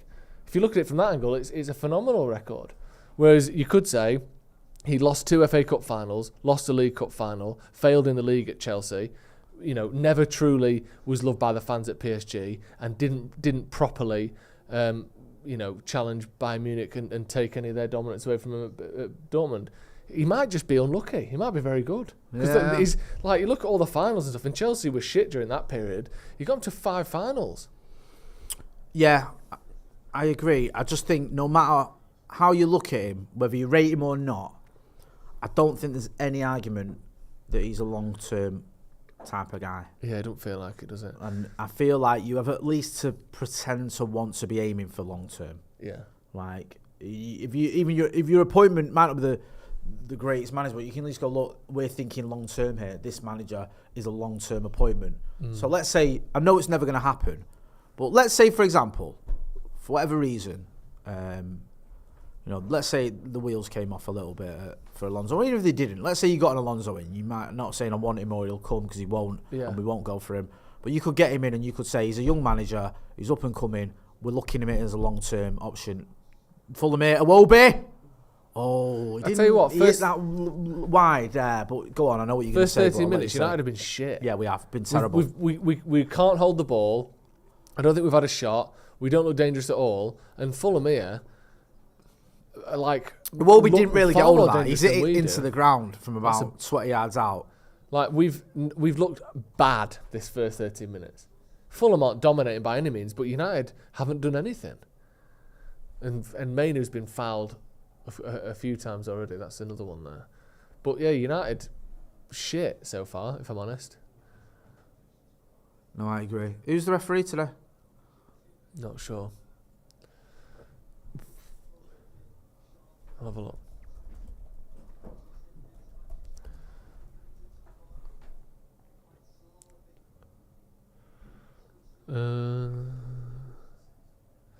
Referee is Michael Oliver. I thought so. He should be refereeing another United game ever after that Diogo Dalot sending off at Anfield, where he just spat his dummy out. Yeah, he did. He's an absolute waste of space, and he's a Newcastle fan. He shouldn't be anywhere near our games. He's got a terrible record against United, and that was a disgrace. That was never 2 yellows in succession. That shouldn't have even been 1. No. Never seen that before or since. He just lost his head. You're not meant to be like that when you're a referee. It just shows the measure of a man. He's pathetic. Corner to United. Ooh. Almost there. Varane going up against the keeper and just went behind everyone. Garnacho. Come on, that's what he needed. He needed someone in the overlap, but it's a bit... Yeah, back to Dalot. It's not a bad little ball in, but it's so lofted and it's floaty. offside, is it? Not got going yet, United, 15 minutes in. Obviously, I know it's the most obvious statement ever, but you can tell we're missing Rasmus Højlund. Yeah. Yeah. And to a certain extent, Luke Shaw as well. Yeah, just having that's that true. ability. Who's offside there? Maguire? Yeah, I think Maguire was offside. In fact, you could probably take your pick from him. And is it Varane as well? Yeah. I think they're both offside position. It's a bit Ralph Ragnick ball, that, isn't it? Yeah. Remember when everyone was offside for that free kick? Everyone. Those were the days. The whole team. Hey, with the old Gagan press. That was good. It's beautiful, that, wasn't it? It worked a treat. The team. The good thing about the gegenpress is the team really bought into it. People always forget that. Like, people just assume with footballers that they just try their best and like really follow the manager's lead every time. Yeah. Sometimes they just fucking don't. No, like, clearly no. with Ragnick, they clearly just didn't give a shit, did they? They just didn't try, didn't do anything at all. Ridiculous. Let's get into some of the comments then. Paul Madison says, is there any league a manager could struggle in as a manager and then come to the Premier League and have success with another top club? Maybe Spain. Well, we've had managers who have struggled at other clubs and in other leagues do well in England. Like Ranieri's a perfect example. I know he hasn't had sustained success in the Premier League, But he'd managed fucking dozens of teams before he went to Leicester and won the league. Who else could you put in that bracket in terms of Premier League winners? There's not a ton of managers who have struggled elsewhere and come to the Premier League and won it. Is there? I think Ranieri is probably the best example. It's the only example I can think of. Yeah. Like, I'm trying to think some of the Chelsea ones. No one's come to.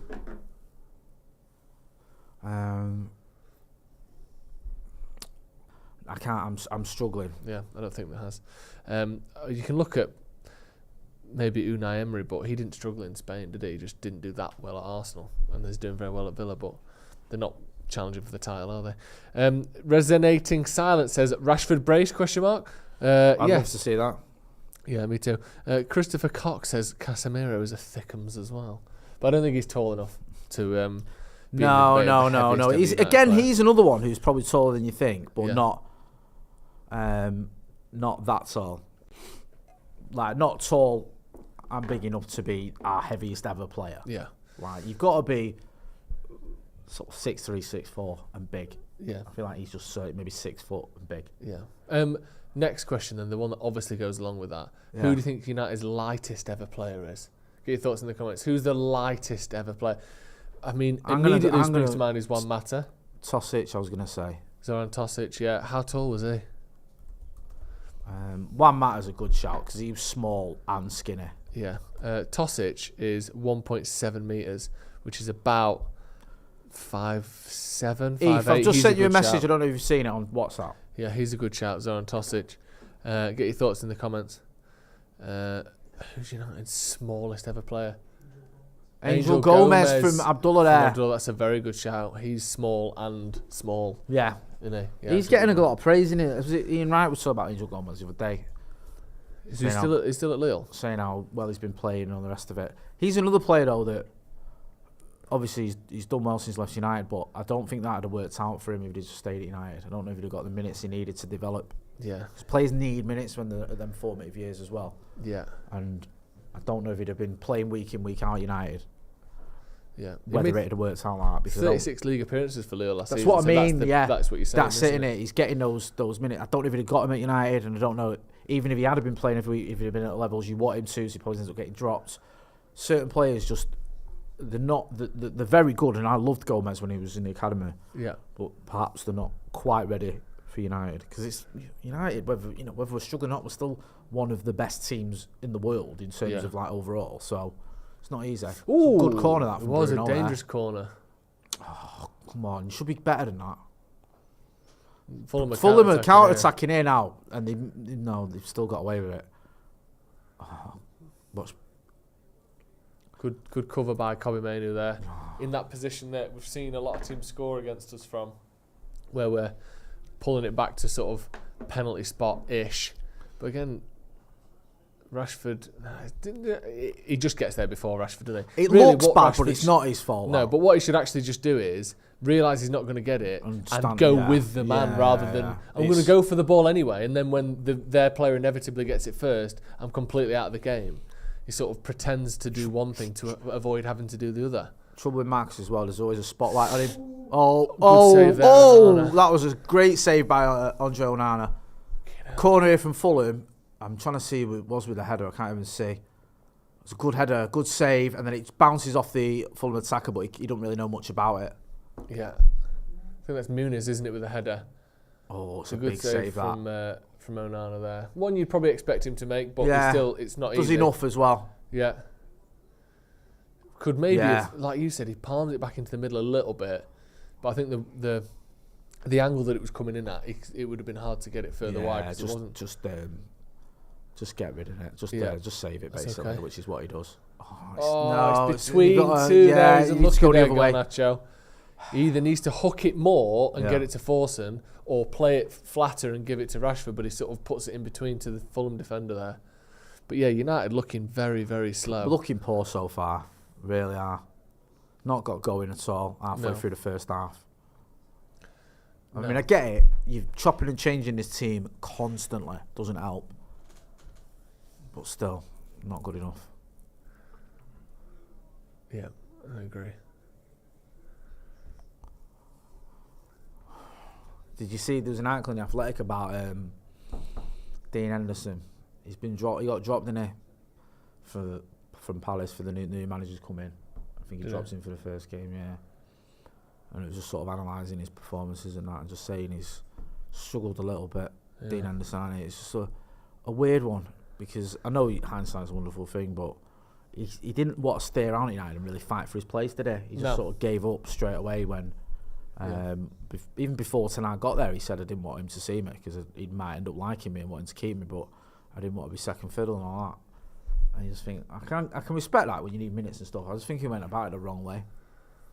That whole Talk Sport interview was just awful. Yeah, just don't do it. And now he's like sat on Palace's bench. Yeah. Just a shot there of Højlund and Mason Mount sat next to each other in the stands, and just like, where is Mason Mount? Wasn't he meant to be like a couple of weeks away, about 6 weeks ago? I think him and Tyro Malacia got the same doctor. They're both like 2 weeks away. He said it was 6 months a couple ago. more weeks, and this was like at the start of the year.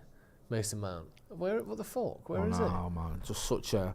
Again, you didn't know this was going to happen to him, but it's such a waste of 60 million so far, isn't it? Because I mean, we've got nothing, have we? Got nothing out. Literally nothing. No. Like not even, half a dozen decent games, whatever. Just literally sod all. Yeah. And it's not his fault. He doesn't want to be injured. And I'm sure he wants to play, because especially with the Euros this summer, because he was a part of Gareth Southgate's squad, wasn't he? He's not got minutes. Out there, is he? No, that's what I mean. That'll have done for him there. Yeah, interesting. That he's not even in the conversation at the minute, is he? I think he'll struggle to get in the team as well. In United's team. Yeah. Go on then. Where's the pass? The right idea. The keeper's right on it as well, wasn't he? Yeah, it needed to be. I don't know, man. A bit better. He's relying on a defending mistake there, isn't it? So remember when Ten Hag say he wanted him to play deeper? Who? Mount. Right. Remember when he first arrived, he was like, you could see him almost playing as a six alongside but I just don't see him dropping Kobe Mainoo for Mason Mount personally. No. It's hopeful that. Go on, Garnacho. Oh, he's unlucky there. Nearly. Keep going. Well done. Is he offside? You are. What's going on there? Free kick for pulling. I didn't see that. I think he pulled Garnacho. Is he asking for? What's Bruno? I saw him pull. I saw Garnacho slow down, but I couldn't tell why. Is he saying it should be a red card? It must be. Yeah, because obviously he's. But that's not. I don't think that's a clear goal scoring opportunity, do you? No, he's the way he's going. Is he giving a yellow? You can't be sure that he would get the ball. A yellow's fair there, to be honest. If they're like, if Garnacho's in possession or the ball is like putting him in on goal. Garnacho was sort of running away from goal, like a curved run. He's got a little tug, and then he's Tosin tugged him, and then obviously it's a foul and a yellow card. Yeah, but I think that's fair. Yeah, me too. And I would like to appeal for a red if possible, but I just don't think it's there. I think Bruno was appealing for a red, obviously, but that's not going to happen. That's a ball, that. Was no one there. Hey, up. Go on, Marcus. Harry Maguire.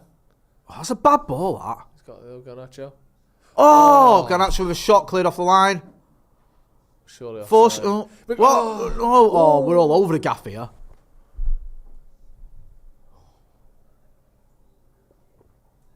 No, is it a goal kick? Just having a look at this here.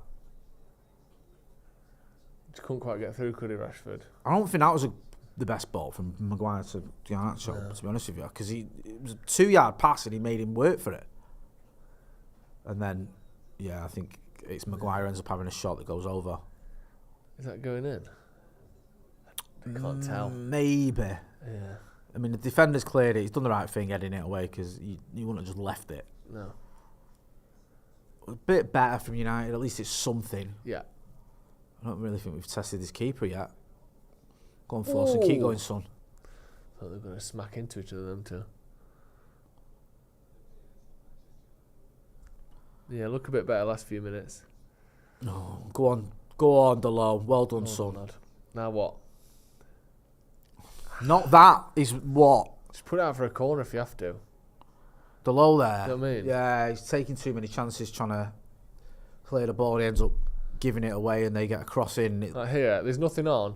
Put it out for a corner. corner. No one minds that. Or boot it and Yeah. try and get it to the corner flag for a throw in. And then in the end, we end up giving away a corner anyway because Pereira crosses it and Victor Lindelof heads it behind. Yeah. Do you know who's good at that? He was Who? good at just giving away a corner when he had to. Vidic? Yeah. Yeah. Just no nonsense. Don't mess He'd have done it about. there. And also, he backed himself to clear the corner. Yeah. Him and Rio. That's and the problem. They Is did. we're shit from corners Yeah, now, so that's it's a not very good worth point. it. As Fulham get another free header inside our 18-yard and this box. time it was Casemiro who's blocked it. It This is might what be we going need. wide anyway. So but that's 2 corners they've had let's have a look here. that have just been free headers. Yeah, I think it was going wide, but Like, it happens every week don't against blame every Casemiro. team. It It's does. happening. Right, so they've got another corner now, Fulham. Let's see who turning wins that this around header. in case I start getting messages from Old Trafford. Let's see who wins. For some reason, they've not played it into the box, That's even though they've weird. had fucking 2 free headers. What? I'd be infuriated now if I was a Fulham fan because Yeah. that was just stupid. It is stupid. But saying that, they've got the ball back. Pereira. Well Was done. that Mainu Colin there? Wilder. Why would they not put the ball in the box? We're having too much success with it. We don't want to do it. Maguire, man, what are you doing there?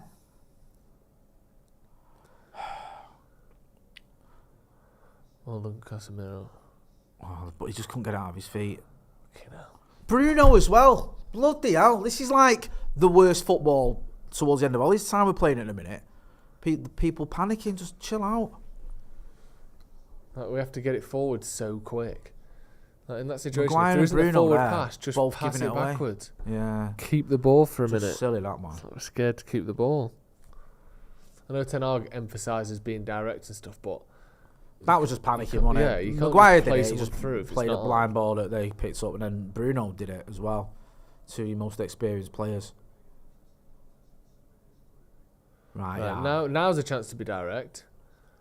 Oh, unlucky there. See, I don't That mind was that from alright, Bruno, yeah. because he took a chance, almost playing Marcus in between 2 defenders, but didn't quite happen. Defender managed to keep hold of the ball. The only problem with playing like that, and obviously Ten Hag must know and see this, is if your main emphasis on scoring goals is from winning the ball back and attacking quickly, you rely on the opposition having the ball for you to do that. Yeah. So by default, we almost need Fulham to have a good amount of possession so we can win it off them and score quickly. Yeah. But the problem is if you don't win it off them quickly, you're just letting the opposition have loads of the ball, like we did against Luton. And that's just not helpful, really, is it? Like, you end up playing a game at home against Fulham where they're having as much of the ball and as many chances as you are because you're not clinical when you have it. We need to be able to create chances from holding the ball, not just winning it. No, 100%, bro. Maguire here, just down the left-hand side. He's won a throw-in. Just feels very disjointed at the minute from United. Yeah. Really does. More shots of Rasmus Højlund sat next to Mason Mount and just behind Brian Robson. Yeah. Next to Tom Eaton as well. Pallister as well. Pallister's in there. Yeah. They're all there, all the lads. Go on, There's Diogo. Dallow's Dalot. signature long-range shot. Oh, is that in the post? Yeah. Oh, yeah. I think it took a deflection, then hit the post. Is that a corner or? I think so. Oh, no. Let's have a look. Good shot, that. Just too much bend on it, wasn't there? Let's have a look at this there now. Going in the whole way, No, and then it it's just hits the outside of the it's post. yeah, I think it's just straight to the post. Good effort. Decent effort, that though.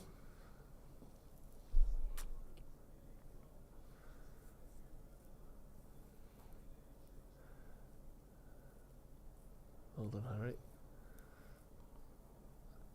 It's better. Just last 5-6 minutes or so, we've seen less of Fulham, haven't we? I know they had those 2 corners, but in actual play, United have had a lot more of the Here's ball. Garnacho as well on the left-hand side. Forson. Oh, one of the worst shots I've ever seen. It's Kobe Oh, Manu, it's actually. Mainu, Yeah. sorry. Excuse me. I think, did it get deflected? Hope so. That was I think absolutely it shite. did. So, oh yeah, Rashford was in there as well. What? Or did he just completely get I it think wrong? he just slices it, doesn't he? Slices it. Yeah, I think you're right. Never mind. Bastards. Don't worry, Cobby.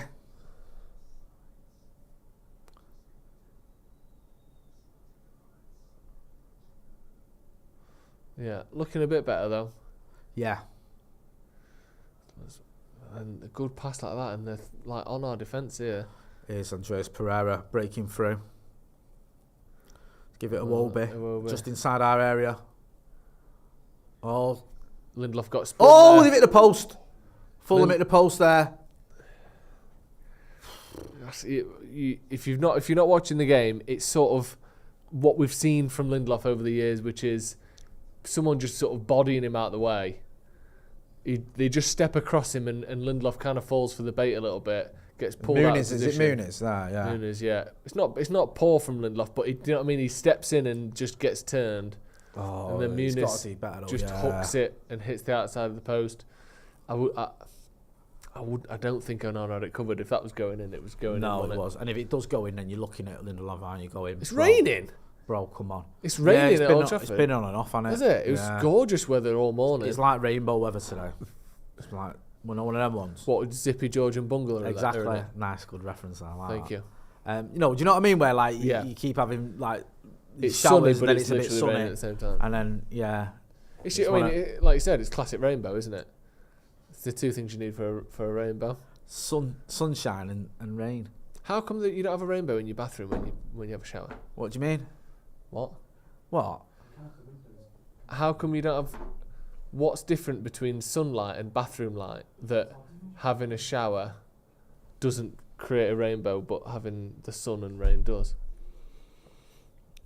I don't know. Is it UV? Yeah, I think so. I think that's what it is. Let us know. Yeah, let us know in the comments. Get involved in the comments in the chat. Thank you. Ball over the top there. I think Rashford sort of gets in Fernandez's vision and stops him controlling it properly there.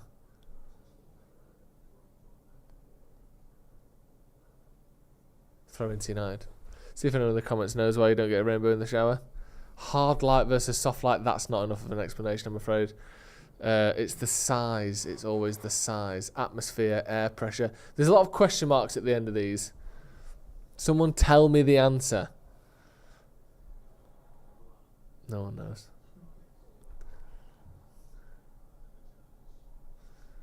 Iwobi on the ball. I think Maguire's... He fouled someone further up. I think he's got a yellow card there.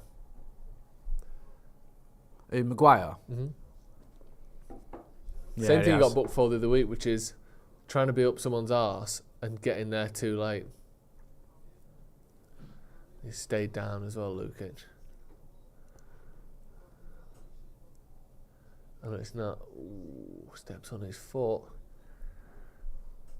Is he going to get sent off for that? No, never. Don't know. I don't think he should, but it's one of them where he's late. It's not the same thing he got booked for the other week. I didn't see it proper the first time. Don't know when you especially when someone's knocked it too far. I hear you, because the VAR and everything, and it's like you always worry, don't you? I don't think it's a red though. I think it's a booking, a painful booking for the player, but I don't think it should be a red.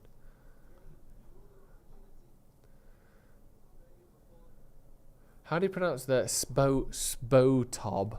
Spotob. Spotop. Oh, I don't know. Shite word that, innit? What do you think him as a manager, Marco Silva? He's a weird one, isn't he? Yeah, he's alright, isn't he? He's a decent manager. Not much more than that, I don't think. Yeah, he's like...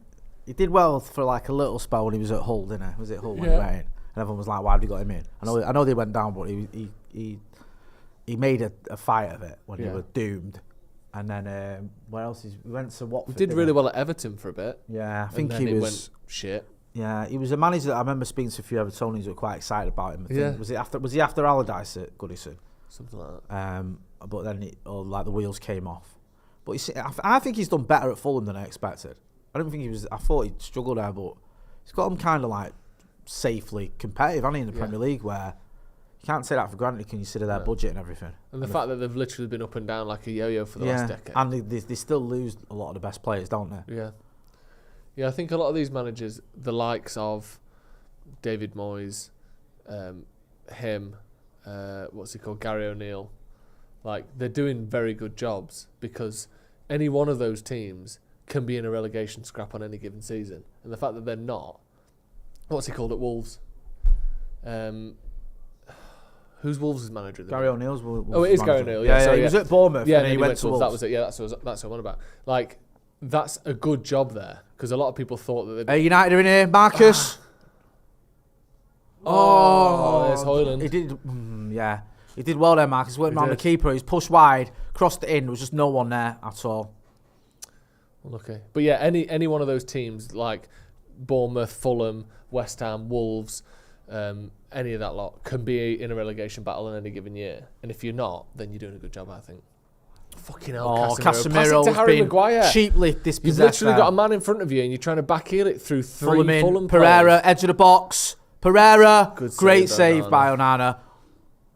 You could see where that was going, and he should have saved it, to be honest with you, but it's still a good save. That's lazy football from Casemiro. Really poor. That's when someone thinks, and not necessarily he's thinking this, but you see it at fucking Sunday League where someone thinks they're too good to be there in the first place. So instead of doing the simple thing, I'm going to try something a little bit exotic because I can't be arsed actually trying hard. Who does he even think he's backheeling it to? I don't know. And this is the thing with Casemiro. He's done it a few times this season where you go, that's just stupid. What you do, it's like you don't care, innit? That looks like a player who doesn't care whether they keep the ball or not, and you can't do that. And finally, United have won a header from their corner.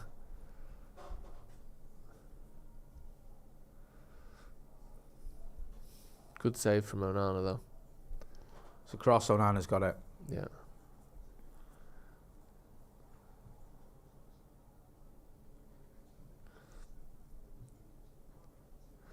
The light from a light bulb is not full spectrum light, which is why you don't get a rainbow. There you go.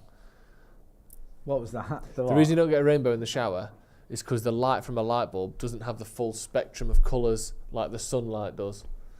There you go. Thank you very much. Thank you. There you go. See, educational. You learn something new every day. Yeah. Casemiro with a shot there that's blocked. It's a bit soft, to be honest with you.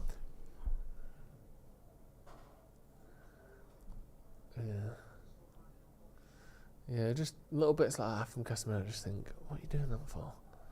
Like, you need to just think. You need to try hard and do the right thing every time. It just looks like I don't know. It's like he switches off a little bit sometimes. Yeah, Casemiro. He's done it a few times, and it's frustrating because we know the ability he's got. There's no question in that. It's just well done, I don't know. Just needs to be a bit more on it. Yeah. They're really getting stuck into Manu. Have you noticed that? Yeah, I think very they've sort of physical with targeted, him. yeah. Couple of fouls on him. Just there, just people getting in, grabbing him. Go on. Garnacho here, edge of the box. Oh, good save there. Decent effort out from Alejandro Garnacho. Yeah, good save. Gets United a corner. Looking a little bit livelier. Garnacho you want someone last in the box 10, there, though, 15. really, don't we? Yeah. And well, they're forcing them, but then he's behind. Yeah. The Fulham players. There's no sort of obvious striker to pass it to. It's a good save. Yeah. It's savable. Yeah, it's a bit like good to force a save out of him. Andre Onana's save on it a minute ago. Yeah, very similar. Corner to United. Just look at the location of the United players. No one at the near post there. I mean, we've played it short, so maybe that's why. Now we play it. Bruno with a left-footed little chip that. Let's just shit that.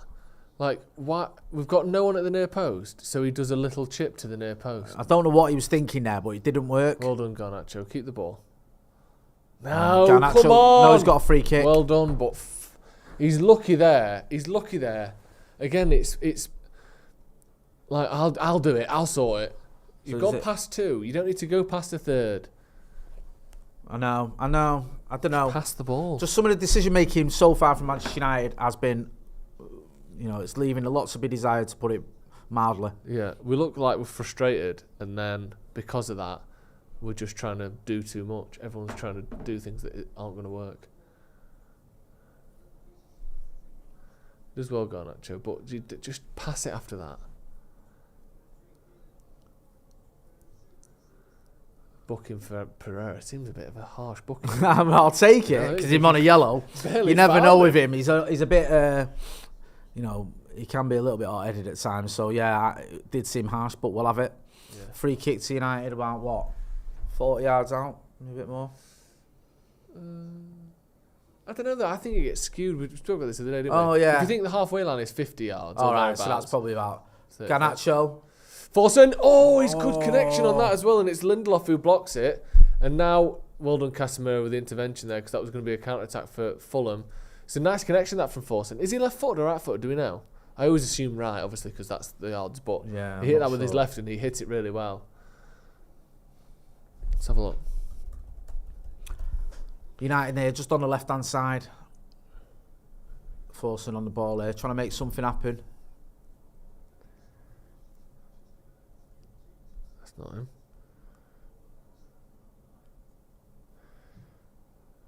Is that corner to United, looking lively. Still not been great this half, and Fulham have had the chances, but United slightly better in the sort of last 10-15 minutes than we were in the first part of this half.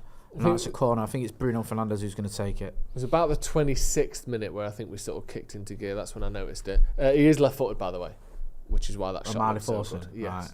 According to Transfer Market. Well, they'd know. Rashford on the edge of the box. Poor. That was a poor shot, that, to be fair. Yeah, it was.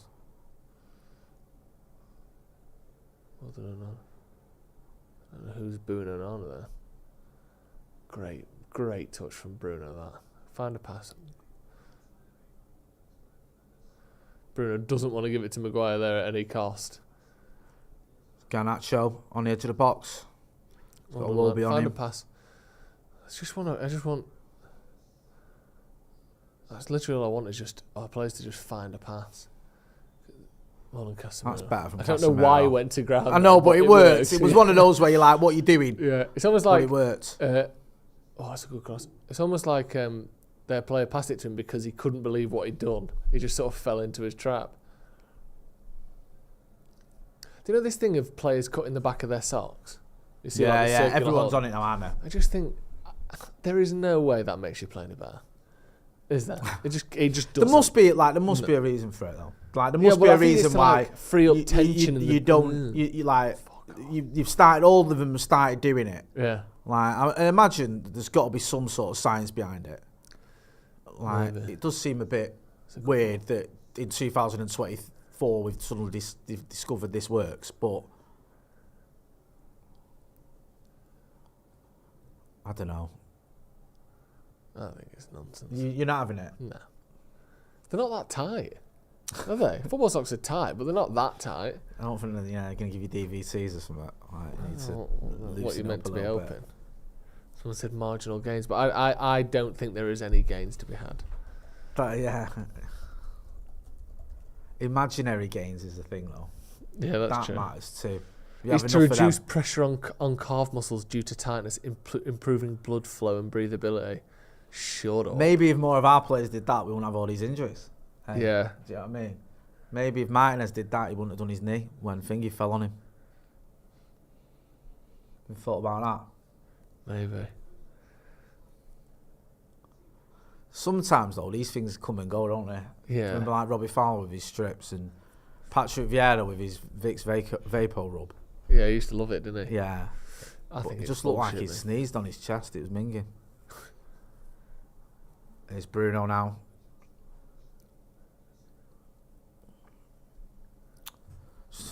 Still not quite got going, United. Little moments and that, but every time we haven't. Come on, hurry up! Fucking hell. Casemiro just walking. Yeah, it's like we're 5-0 up. I was so lazy that. It's weird, wasn't it? The yeah, he just like that. I'll move. I suppose I need to move a little bit. Like having a cigar. Get on with it. I know. I think he'll go in the summer. There's another report, wasn't there? I think De Bruyne, Salah, Casemiro and Varane are big targets for the Saudi League. I say Saudi League, but I think 6 of the top teams are all owned by the Saudi government, aren't they? I think Casemiro probably will. dear. Yeah. I think he's the one we'll get money for, isn't it? Because Yeah. Varane's contract runs out. He's 32 now, isn't he? Casemiro. I think. He just said, was it his 32nd birthday the other day? Oh. Half time. Yeah. We're going to hear him from Abdullah. Yeah, 32 years old. He's on silly money. Yeah. And listen, I like Casemiro, but the amount you're paying for him and what you're getting from him is probably, if you're going to be ruthless businessman type, if you're going to get some dough from him, you probably think, why not? But the only thing is, if we do let him go, we have to buy another midfielder. Yeah. Because we haven't got a DM.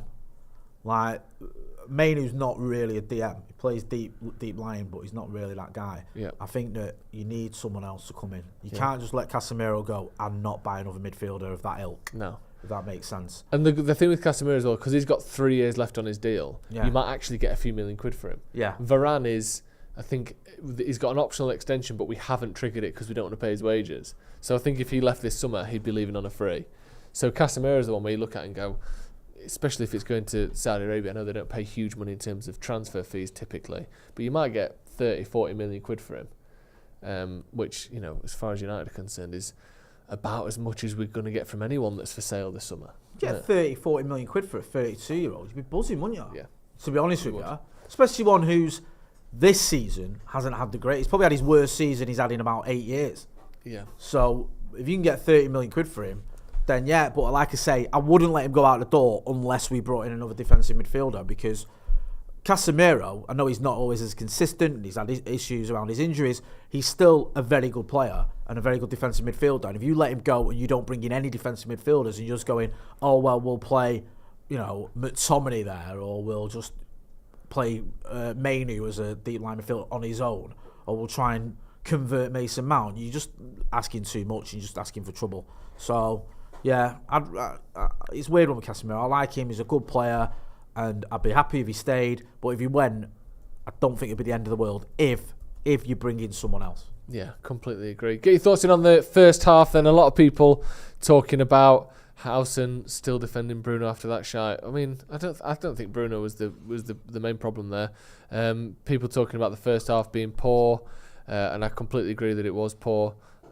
You all right? I have to do this. Him and Ollie, right? Ollie, this is the worst one. Ollie posted one the other day, sent one the other day to me, outside United with my eyes shut. They love it. They love stitching me up, these lot. Stitching you right up. Do you know what? There's a word for that. We know what it is. Yeah. Someone said Forson MVP reminds me of Messi. Thoughts? What? Forson reminds him of Messi. I think that's a great shout out. Yeah. I think he's the player Messi wanted to be. Yeah. If Messi had worked a bit harder in training, that's Omari Forson. What did you make of Omari Forson? We'll get to Abdullah in a minute. Quickly on you. What did you make of Omari Forson's 45 minutes for Manchester United Football Club against Fulham? I thought it looked okay. It's sort of almost like the kind of trademark, typical youngster coming in, not really involved a hell of a lot. I didn't see anything from him where I thought, wow, but on the other hand, it wasn't a shocker, and he didn't sort of let himself down by any means, but he just wasn't really hugely involved, was he? I didn't see a lot from him. No, I don't. I'm sure Abdul will have the stats on passes and stuff like that. I think the front three looks a bit flat, to be honest with you. I want to bring in Abdullah, because he's always a sort of a reasonable guy. He doesn't get overly, critical or excited. He's the voice of reason. Abdullah, what did you make of the front three in that half? We'll get to the rest in a minute. Yeah, I think Garnacho's looked alive, to be fair. Yeah. Or lively. I think the only thing is similar issues with him, where when Højlund's up front, it's ignoring that pass into the box. So there was I think Man United had a very good chance of a goal there, where I think Rashford runs on the left of him, inside the area, and then he goes for Cobby on the edge of the box, who didn't have much space to get a proper shot off, and obviously has a poor effort. So little moments like that, but he's looked lively. Again, you switch the centre forward around, you get the same problems.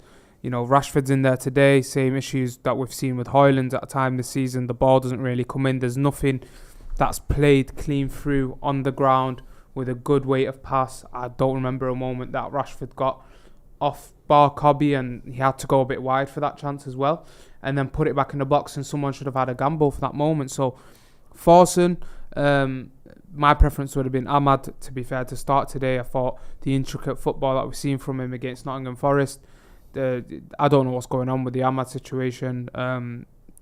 Forson, he's just shown, standard passing. But he's completed 18, 19 of his 18. out of 19 of his attempted passes, trying to keep it simple. You know, when you come into the team and you're a bit nervous, you don't want to try too much. So I understand that. So yeah, it'll be interesting to see what he does with that front three. You know, what changes does he make? Does he go for Anthony? Does he go for Ahmad?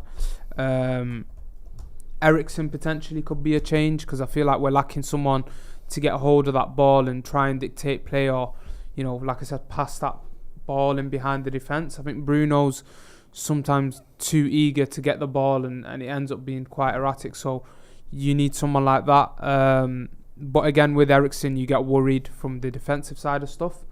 So if you have him, Kobe and Bruno, you can't really defend transitions. There's definitely a change that needs to happen. Personally, I would go Ahmad on the second half. Yeah, what, straight away, or you're going to give Forson another 15? Sorry. Yeah, probably give Forson a bit more time, because I think just from the mental aspect of having that belief from the manager that he's, he's backing. He's backing him in a way, because you don't want to hook him straight off. But it's not to say that he's not shown anything completely. I think he's just tried to simplify his game, as you do when you make your debut sometimes. So, yeah, I think Maguire's taking too long on the ball for me. The foul, he sort of overstretches when he makes a great tackle, wins the ball, he's carrying it, and then he gets caught, and then he fouls.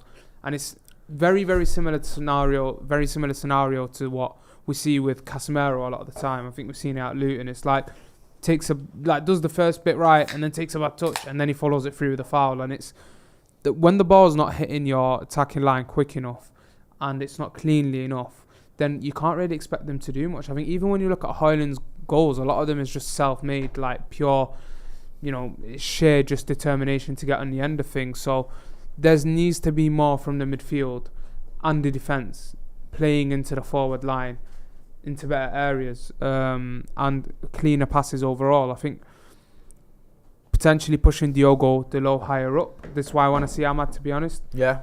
Having a bit more of the width with Diogo Dalot, and then having Ahmad more, centralised. We've seen a lot of his game. If you watch, what he done at Sunderland, the good reference of that as a player is probably Antoine Griezmann, where he can start off the right a lot of the times, but I think once he ends up inside them pockets, he's very effective. And I think Ahmad can be that ilk of player. Obviously not to say you'll play at that level, but I'm just talking stylistically. Yeah, I think that's what Ahmad can impact Man United's game, and we seen bits of that against Forest, and then we just never seen anything from him. So there is no excuse for me. I think if it's looking this stale, if it's looking this bad, and we've seen Ahmad before change games, change the one game he had 6 months after his injury, then why isn't he getting the opportunity to start today? Why isn't he coming off the bench in that second half? Those are questions that need to be asked. I'm quite worried that we'll probably end up seeing Anthony over him in the second half. What does that do to Ahmad? Because he's been promised the game time mentally. What's the impact of that on the player, and that will follow through on his performances? Because he could have gone out alone again in Jan. And I think had he not come on against Forest and not shown anything, then we'd be sat here and saying, he's probably rubbish in training, or he's probably he's not going to be able to kick start. But Man United need different ideas, need different ways of attacking right now, and he's not getting that opportunity. So that's my main highlighting point. I think out of our better players has probably been Onana.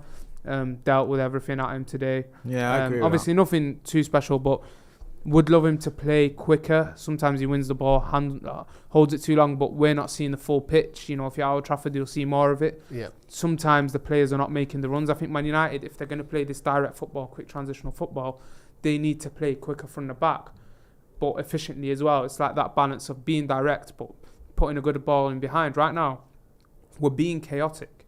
The ball's up and down the pitch. It's like a hot potato in midfield. Like, it just doesn't make any sense to me at all. No, I agree with a lot of what you're saying there. I think Onana's been solid. I think, and what you said about Diallo, I understand your point.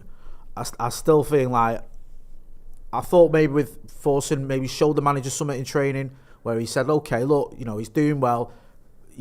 Me and Joe would talk about, he obviously did well when he came against Wolves, but it was so brief, you can't look too much into that. Yeah. Maybe the manager's thinking this could work. We know that, I think Laurie in The Athletic said those three that we're seeing starting today were training yesterday. So the manager's obviously tried it and thought, okay, this could work. We haven't really seen enough from, particularly Forson and Marcus for me. Garnacho's been slightly better of the front three. I think Bruno's trying things and they're not quite coming off.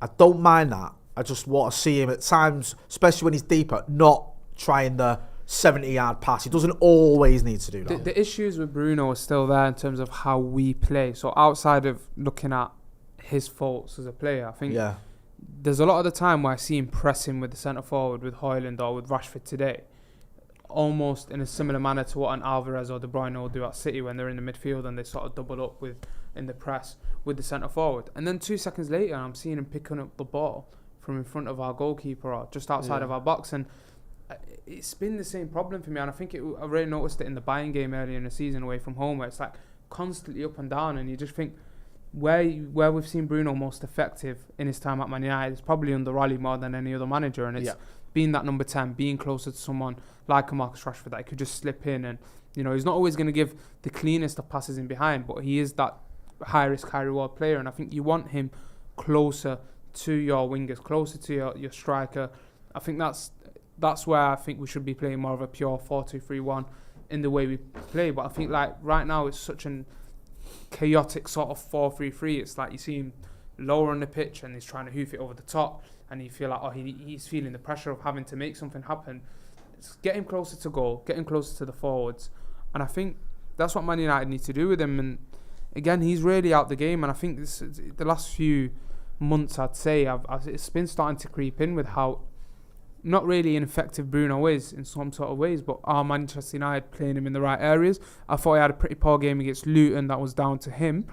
But then a lot of the time in the season, we go back to the same saying that I say every time here, and it's like, you know, there will be a lot of good players that have come here over the years, and the structure and stuff like that will eventually tire these players out, drain them out, and that's why top players don't seem to get it at this club. You can never ever fault Bruno's effort.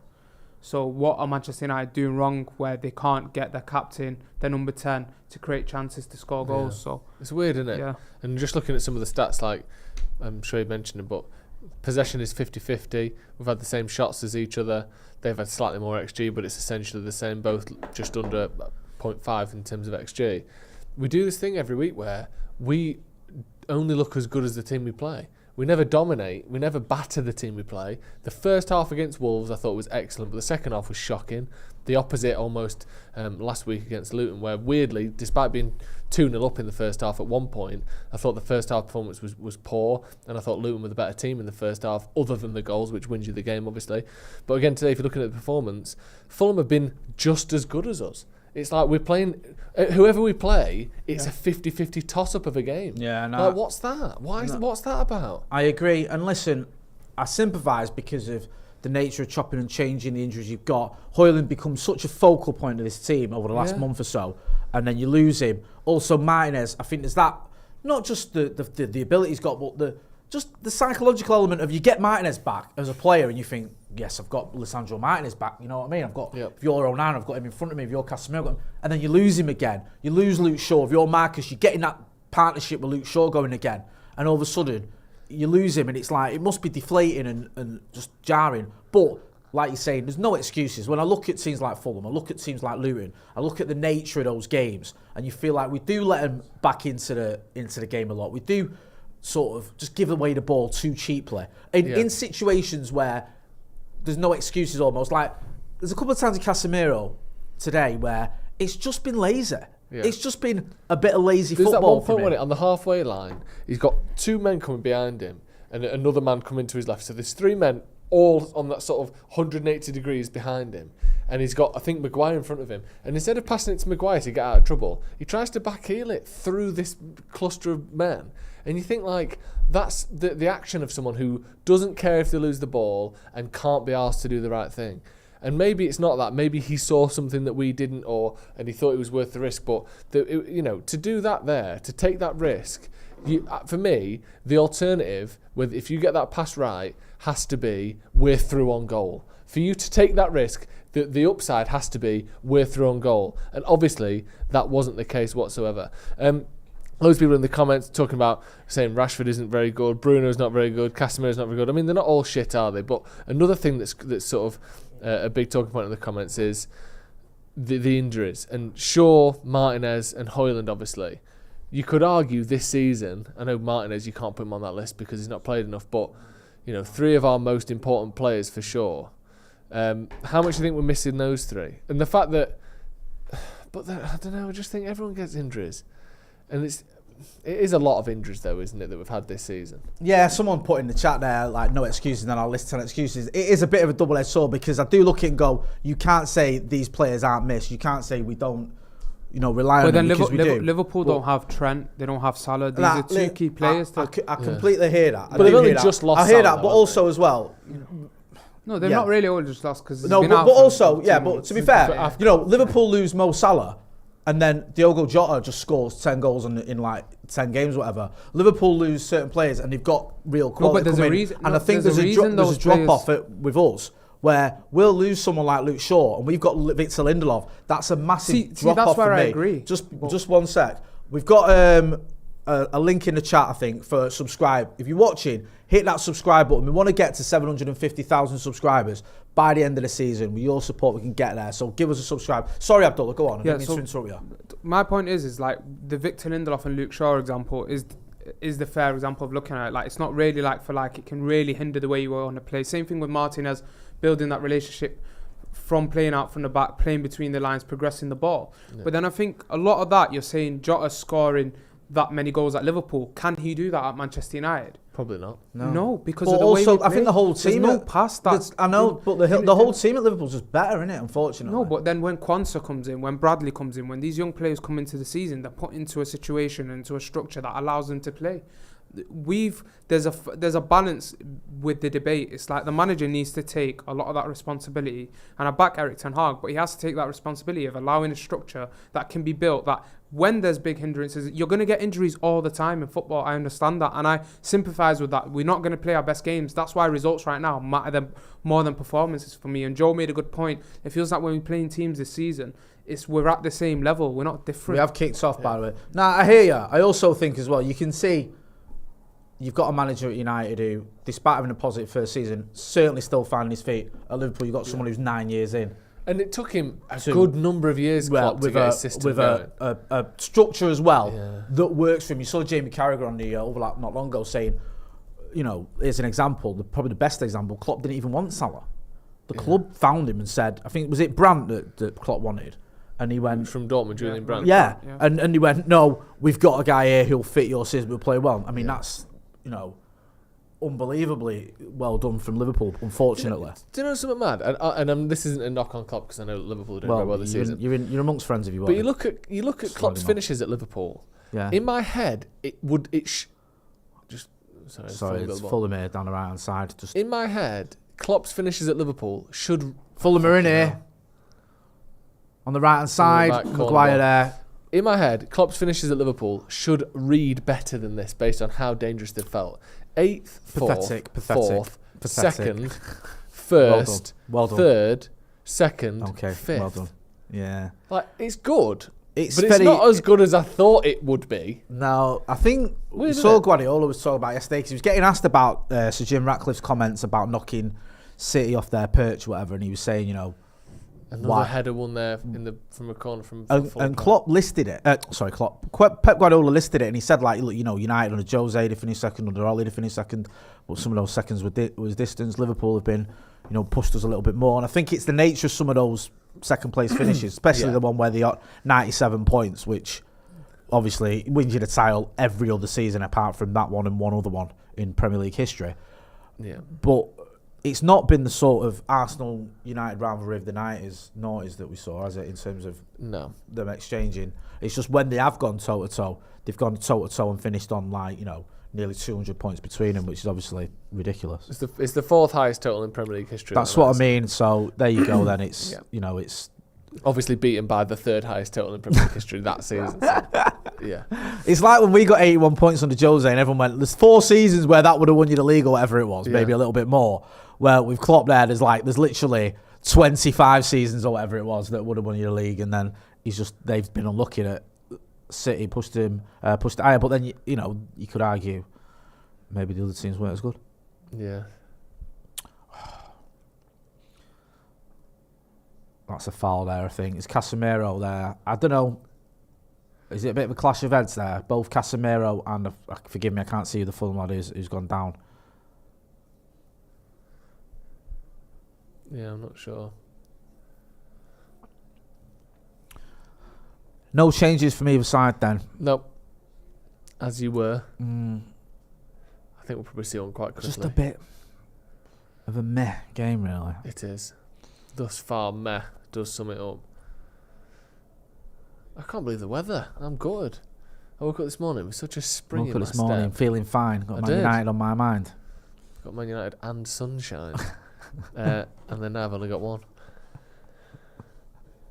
Get involved in the chat in the comments. What changes would you make? What do you want to see happen? Because that bench, while it's, you know, it's all right, it's not like there's, for me anyway, you may disagree, there's like a massively obvious one where it's like, get him on now. No. Maybe he might go and do his usual of bringing on Scott McTominay for a goal, which is his go-to Yeah, I could see substitution that. nowadays, isn't it?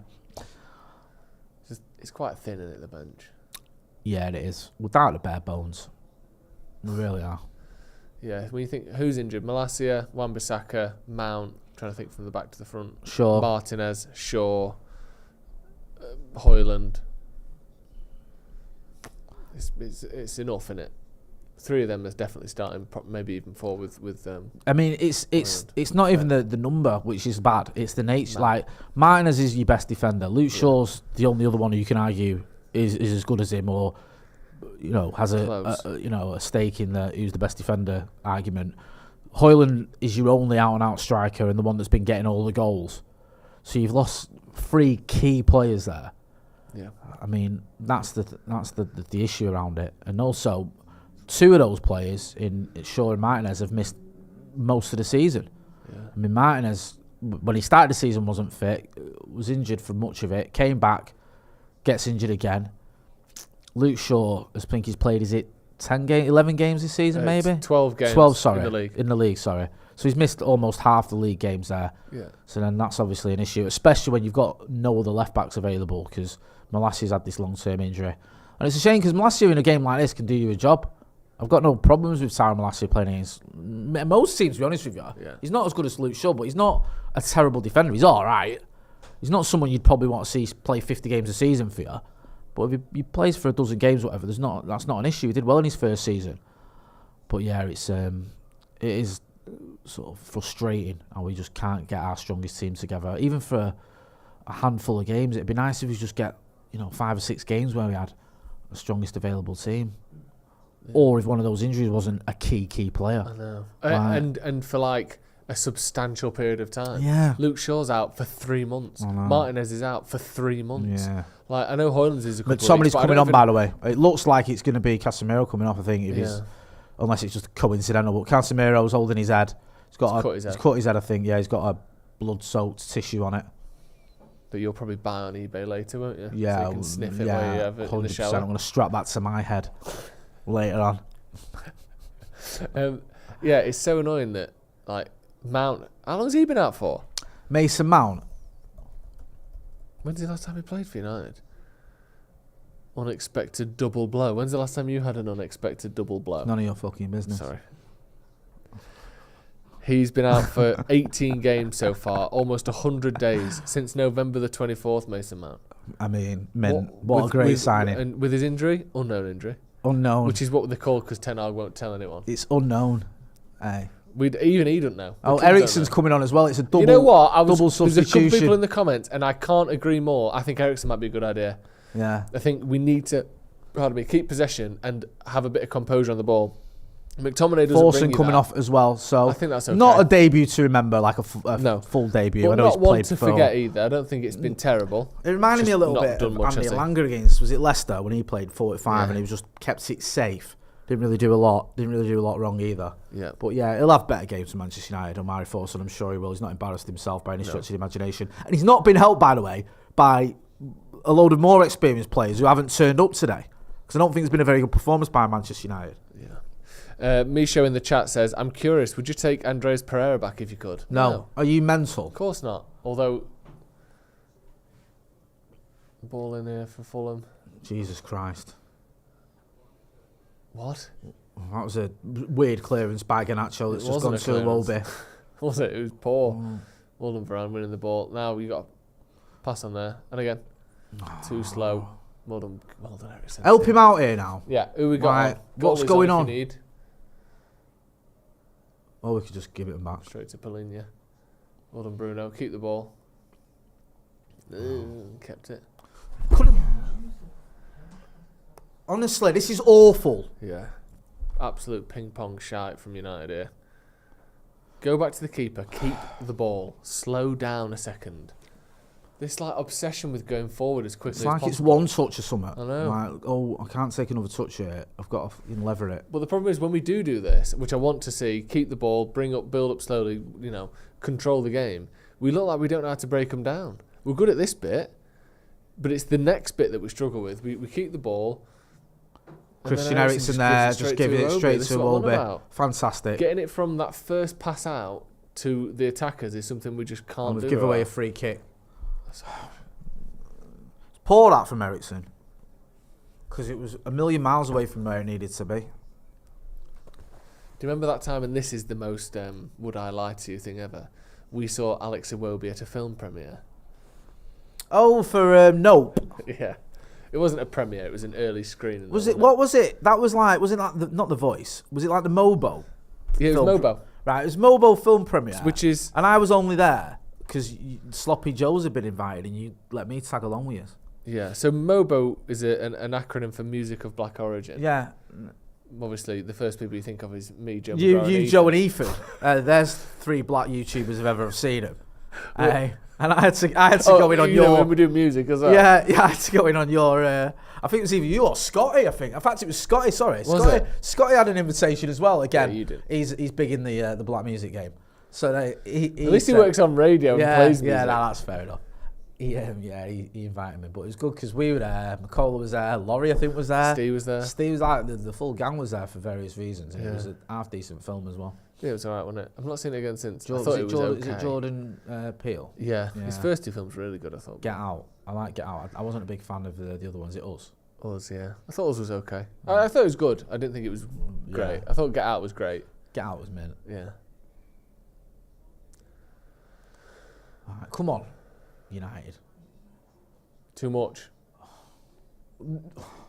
Keep the ball, mate. Well done. Honestly, at least Garnacho. I know it is too much there. Yeah. Can we know it? But at least he looks up agree. for it. He's trying, like Abdullah was saying, our time.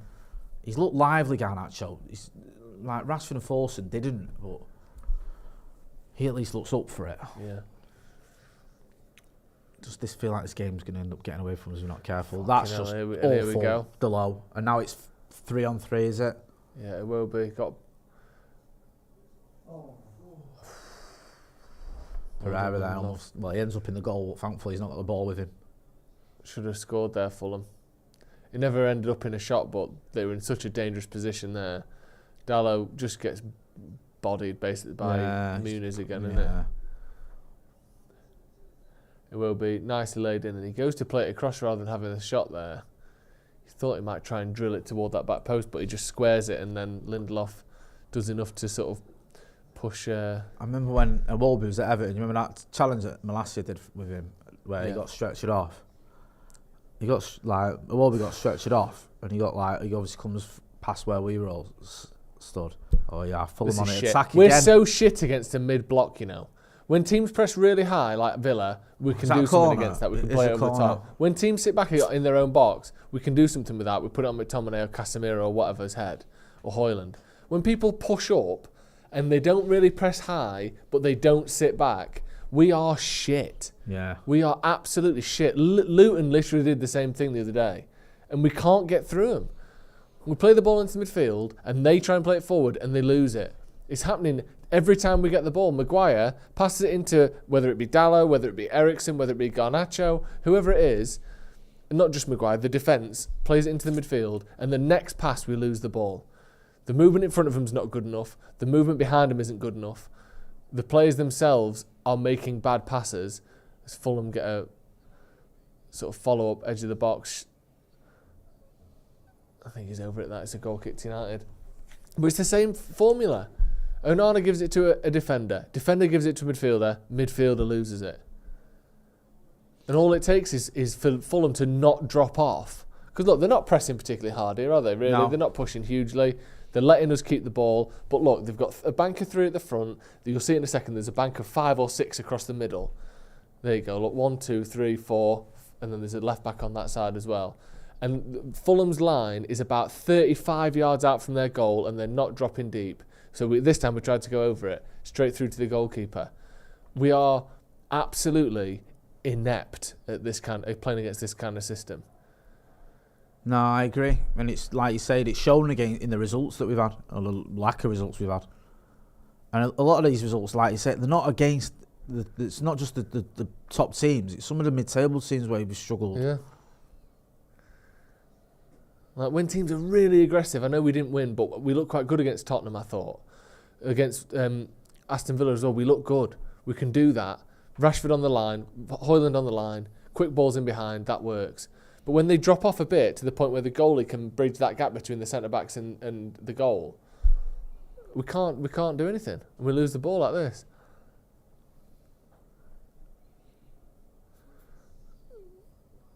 Good tackle, just hooked away there by Ericsson and Fulham win it back.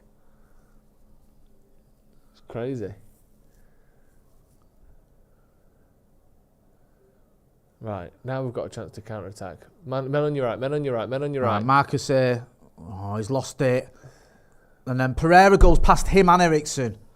Fucking hell, man. It's so shit, that. Shite. And then Maguire's giving it back. To be fair, I think he'll just stuck a foot out there. I don't think pass, it was wasn't particularly a bad. It wasn't a pass. It was just, it just looks poor. Yeah, Rashford's been shit today, hasn't he? Yeah. I mean, not that he's not by himself, but Well, the thing only is, one of the right, front three listen, that has any sort of gumption is Garnacho I today. know, and I want to see, players like Marcus, like Bruno, like Maguire in games like this stepping up, man. They're your experienced players. They should be the ones that are going, right, yeah, this is how we're going to do it today. And none of them have. I don't think any of those 3 have been particularly good today. I think, like you say, of the front, the attackers, I think Alejandro Garnacho's probably been the best one. I think in midfield, we've not seen anything from any of them. No. Casemiro, obviously, he's gone off. I don't think he was having a good game. Ericsson's, just come on, to be fair, the kid, but he's not really done much. And then Bruno, I think, has been a bit erratic. Yeah. So it's just been, there's no one I can look at and go, at least he's covering I himself feel like in Bruno's glory not today. touched the ball second half. I can't. Is he still on? Where is he? Yeah. Is he on, actually? Where's he playing, Bruno? He ain't gone off, has he? Did he go off? No, he's there, look. Yeah, he's But just having a quiet he's game. just not. He's been non-existent second half. And like, Kobe Mainoo's been all right. I'm not having a dig at him. But he's not been great though. No, has he? he's not. Been fine. That's the thing. But it shouldn't be up to him to win your games. No, it shouldn't. That's not Like, gonna he was come off, never Marcus. going to get there, was This he? is what he's fucking same thing Casemiro did in the first half. Garnacho plays the ball into Rashford. There is no possible way you can flick that ball round the corner back to Garnacho. He's got a man on him and there's a man over your shoulder and you're still putting the ball there. It's lazy, I can't be arsed shit that we saw from Casemiro, that we've seen from Ericsson earlier on, and we've seen it from Rashford there. He knows that's not going to come off.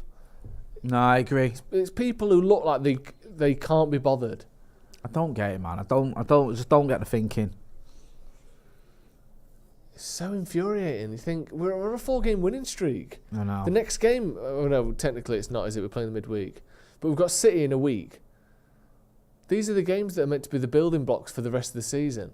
I think 6 of the next 7 games are against teams in the bottom half. Like, these are the ones you win. And we look worse than Fulham do. Have we even had a shot in the second half? What are the comments saying? Let me know what the comments are saying. Yeah, people talking, this is Rashford almost every game. Someone saying Bruno's on the wing. Yeah, he's not doing a lot, is he? Fulham have no end product, but they're all over us. We're horrible. We're going to get battered next week. I question what they're doing all week. Yeah, I mean, it's obviously not very positive stuff, is it, at the moment? This is how you guys play every game. I guess they're not a United fan. Hope the other team doesn't have their shooting boots on. Maybe he's talking about United. Maybe he's a United fan. I don't know. He's saying you guys. Put Garnacho on the right, Rashford on the left. He is, but that is happening as well. They're switching around. Rashford's been on the left seemingly for most of this half. I think Bruno's playing on the right. Now McTominay's come on. But like you were saying, he's gone quiet, hasn't it? Rashford Like in the centre. Bruno's gone quiet. Yeah. Also, Garnacho, We're not building up at all. he's the only one who's looked like he's not getting the support he needs. Delo's not really been getting forward much from like he sometimes does. It's just like he was at times in the first half. There you go, just another wasted pass. Have we now got what's that? McTominay up front. I think it's Rashford up front, McTominay in the 10, Bruno on the right, Rashford on the left. Is how it appears to me. But then, where's Garnacho in that? I don't even know. No, yeah. Garnacho on the left, Rashford in up front, Bruno on the right, McTominay in the 10. Yeah. That makes sense. Yeah. It's not making much sense on the pitch at the minute, is it? Too easy. Too easy there. He's got Lindelof up his arse. Right? Jesus Christ. He's Fulham got nearly one scored there. possible Onana. pass he can make there, and we're not tracking it properly. Look, I know Garnacho's trying, but that's the only pass that's available to that player on the pitch. I think that was a cross, that, to be honest with you. I think he's just... The wind's got hold of it. But yeah, Onana ends up tipping it over for a Fulham corner. Just fucking hell, man. Honestly, it's painful watching United at times, even when we win. It's just hard work.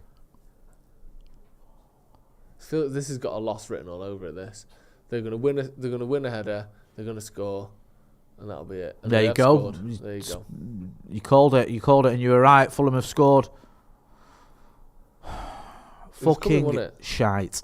To be fair, they've not made a lot of chances second half, but United have been so bad. But their game it was plan always gonna looked happen. like it was working. And once again, what is it? A fucking set piece. Every single set piece, they win it. I think they've had 5 or 6 corners and they've won 4 of them. And the one that they didn't win, one Varane won and one they played it short. Every other one. Absolute garbage. How easy is that as well? Simple run. Bassi goes from the penalty spot just in front of Varane. Lindelof ducks out the fucking way of it. Varane's nowhere near him. Gets the rebound. Slightly lucky that the ball falls straight back to him and he just swings a foot through it. But before that, why is he left unmarked to win the initial header? Why is no one closing him down after that? It's fucking basic.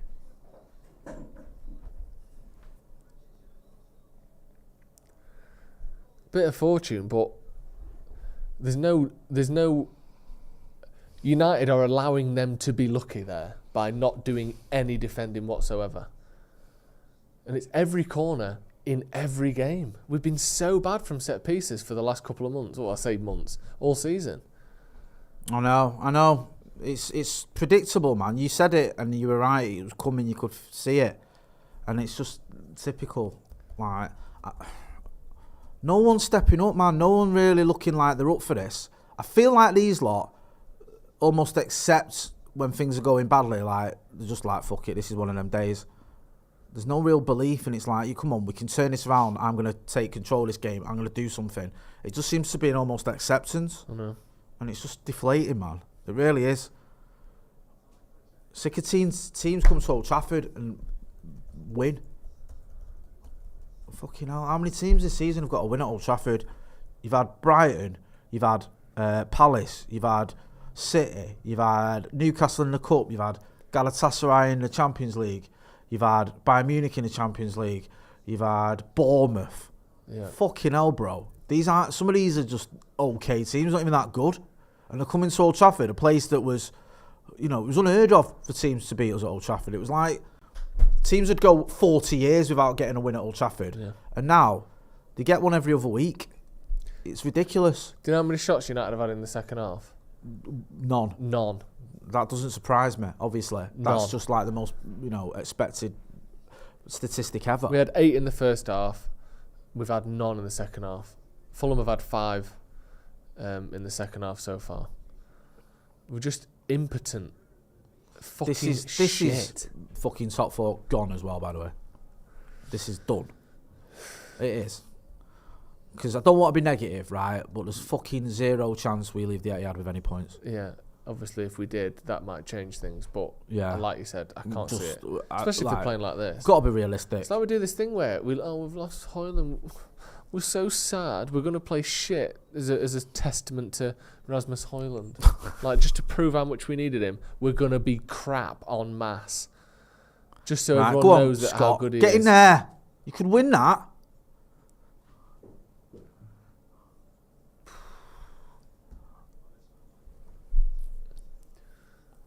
There you go. Look, only a couple minutes late. Stat on the screen there: 0 second half shots for Man United to Fulham 6. Woeful.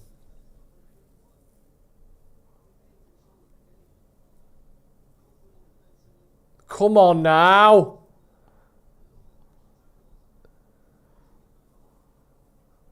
Right. Corner to United. Something. Garnacho's the only one. The only one who's looked like he can make anything happen. Remotely, the only one who looks remotely dangerous. Isn't How old is he? Yeah. 20? 19? Yeah. It's just I a think he is. fucking joke. How old is he? Yeah, 19. 19, you know. Says it all. Yeah, it does. Corner to United. Short to Rashford on the corner of the 18-yard box. Back to Bruno, who hits the first man, and it's out for another corner. Let's do that again. Do you know young players? Yeah. Do you feel like there's a phenomenon where a player who comes through the academy, who's very young, like 18 when they start playing, they seem to age faster than you do while you're watching them? Do you know what I mean? Like, Give me an Garnacho. example. So, like, Rashford. Yeah. He came through when he was, 18? Yeah. He's obviously now, that was 8 years ago, he's 25, 26, whatever. Yeah. I don't feel like I was only 22 when he came through. I think I Right. was 25. Right, okay. And 8 years later, or he's aged 8 years and I've only aged 5. Like, these players seem to get older faster than I do. What's that about? 'Cause, do you know what I mean? Rashford was way younger than me when he came through, and now he's only 4 years younger than me. I honestly, it does feel like that. I don't know. Like Mbappe, how old is Mbappe? Mbappe's 25. He yeah. was 19 when I was 27, 28. Right, okay. And he's aged 6 years in that time. I've only aged 3. How's that happened? I don't know. This is Mad, innit? this is the advantage of being old like me. Everyone's just a kid. Yeah, that's true. Right. I think Casemiro's a kid. Yeah. But he's Know what aged I 2 mean? years since he got here, and I was 29 when he got here. I'm only 30 now. What's that about? Footballers age faster than everyone else. I'm certain of it. I'm absolutely certain. Oh, come on. Right, go on, Marcus. But who's he? Bruno. Go on, Bruno. Comfortable. Comfortable Decent is the effort word. How old's Bruno now? Bruno Fernandes. 29. 29. Yeah, perfect example. So me and him, what you're saying is me and him are basically the same age. Yeah. When he arrived at United, he was 3 or 4 years younger than me. I'm certain he was. Weird that, isn't it? It is weird, you're right. There's a conspiracy theory that footballers age faster than other people. Right, go on, Scott.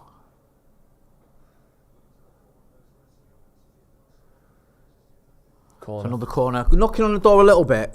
Garnacho, Gene the crowd up even. Get my words out.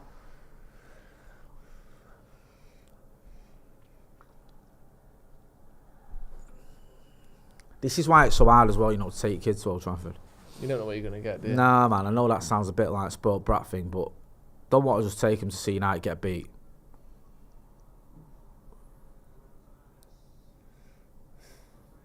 It's like my kids were moaning, like, having an argument a few weeks ago about who'd seen the worst games at Old Trafford this season. My daughter's like, I watched us get beat off Bournemouth. And I was like, I went to see us get beat off Bayern Munich, and we didn't even get in the Europa League. That's not a bad shout.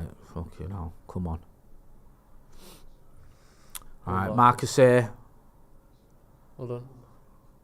Oh! I thought it was going in. I Did he did. save that? Yeah, I think he did. Better Right, for United. below. Nice. Bruno. He's done well there, right. Go on. Nothing like being absolutely shit Maguire. for 70 minutes and conceding a goal to get a team playing. Whoa! Where's the How's foul? that foul to them?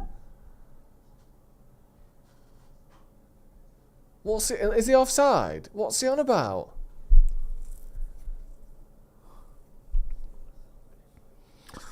Maguire's not moaning too much about it, to be fair. What? Eh? Is he saying? Oh, he's saying Lindelof fuck pushed. He's me. saying Lindelof pushed. But he Castagna touches into him. his back, but Yeah. there's not a push. That's fucking stupid. That's for me. What are you is doing? One of those where it's not a foul for anything. It's not. It's just not a foul on Castagna, and it's not a foul on Maguire. It's just nothing. No. Just get on with the fucking game.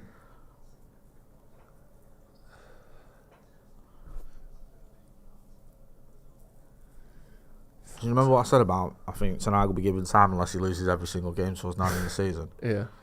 I think he's determined to test that further. 20 minutes to go. At least we've looked a bit better the last couple of minutes, but what is it? This sort of like absolute This is backwards... This is bare minimum FC though, Yeah. for United. Like I expect us to at least get a few corners against Fulham, and that's all we've done. We've not really had a chance where you go, we should have scored. No. We've not really had anyone where you go, oh, that's it now. If you just do that, there's a goal. It's just been like Garnacho trying to work an opening, Rashford getting on the ball, McTominay getting on the ball, but nothing really. Bruno having a shot that's easily saved. Yeah. It's all like just we're playing a friendly.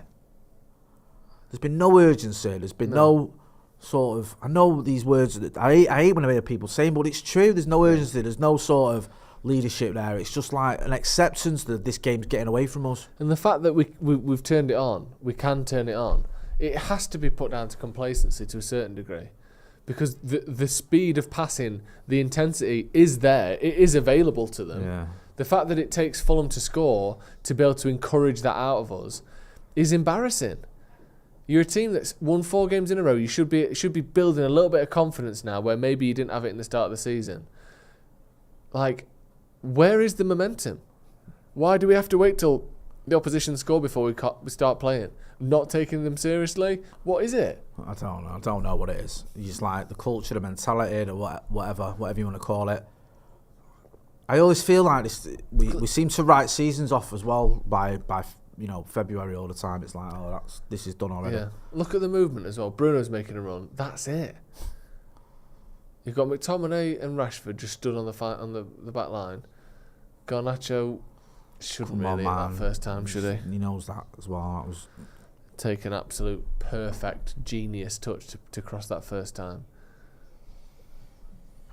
Yeah, take a touch. There's one man in the box as well. 2 if you include Rashford, who stood behind 2 defenders. Substitution for Fulham. Adama Traore coming on. He's a weird player, isn't he? You think... if I was him, I would go to a level where I'm starting every week. Like, this has to be... Maybe it's like Championship or... I don't know where. A different country, maybe. Because he's got such unique attributes that somewhere there is a place in the world where he's the best player in the league. And I would love to be that if I was him. Look at the size of him. You're not Barcelona for a bit, isn't it? Yeah, don't go to Barcelona. Go to the German second league. And just fucking destroy everyone. I'd love that if I was him.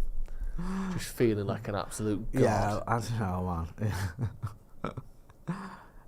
Greased I don't up. want to say too much about him because he's just come on. He'll probably end up scoring. Think he's shit. I kind of do, but he'll Sunday, probably score. Sunday League then. He'll probably score against us. So I'm just getting that in already. Oof. Lose Beaumorte was Fulham legend, isn't he? Yeah, I think he went to Chesterfield for a bit. Is it him? Yeah, he did. Played 12 games for Chesterfield 10 years ago. Wow. I hope Fulham Give them all away pressing again. for a second. Same Put this game to situation. bed. Fucking hell. There you go. Free cross, well blocked by Varane. But they're getting space in the final third that we've not had all game.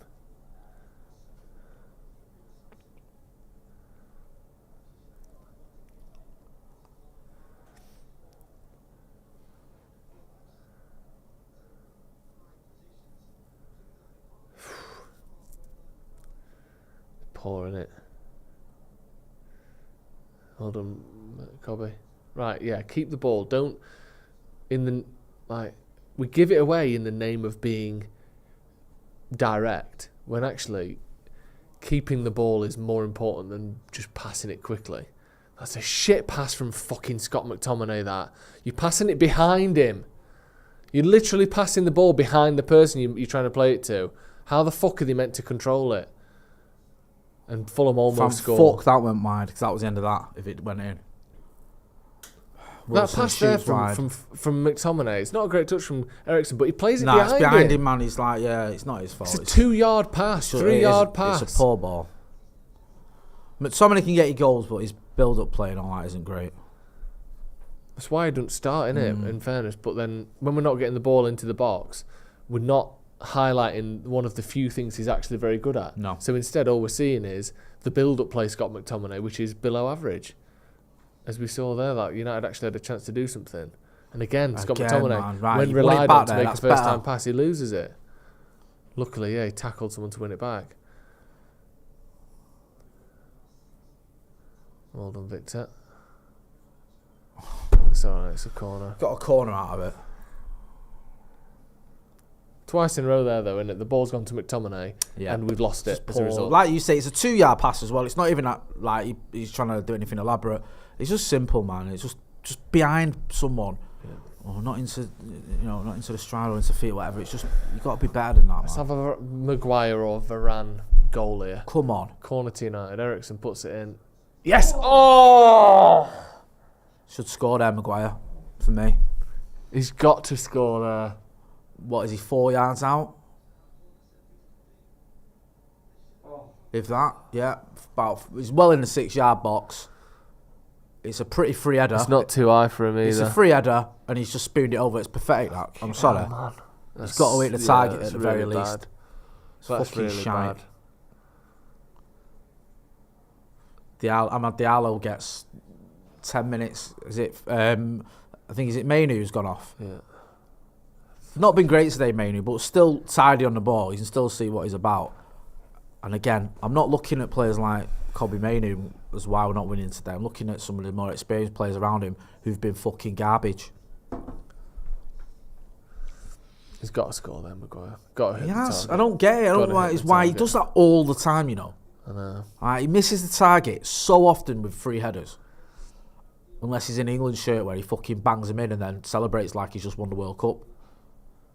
Putting his fucking fingers in his ears.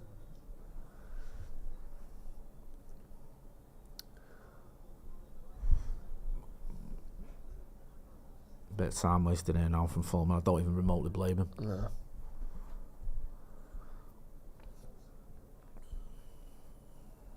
That's just dumb, that, and it is a foul. Bruno's pissed off, isn't he? That's all we need.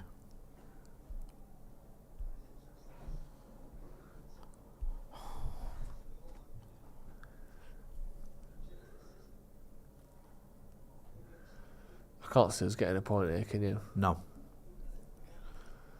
I'd be surprised if we do. Yeah. And it's sad because it wasn't that long ago. You still fancy us to get a win. We were 1-0 down with 10 minutes to go. You think, you know what? Get back in this, but... Fucking hell. That looked like me. The way he carried his body there and the pass that he made, the Fulham player, was Fucking hell, so give him a chance. unathletic, wasn't it? Yeah, Like- it was terrible. It was so slow and just uncoordinated. It's a poor ball there. Was it Delano? Don't know.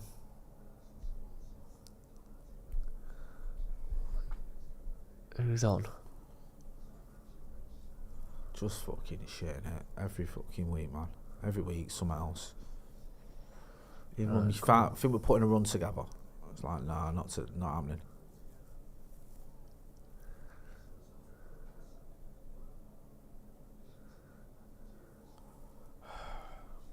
No We fucking get to way. this No sort of way we're now, getting now top four, what man. space here, where we get in this position and just don't do anything like that. Can't actually just run straight into their player. We've got Adama Traore counter-attacking. Luckily the pass is poor to Iwobi, straight behind him. Good tracking back though from Ahmad. Fucking hell, Bruno.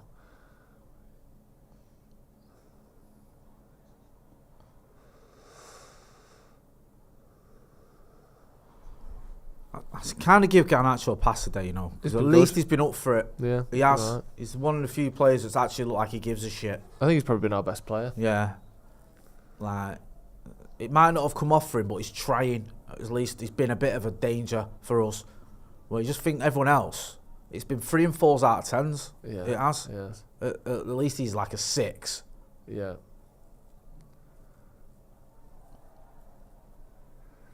Just, like, do you not get fed up of fucking losing or what?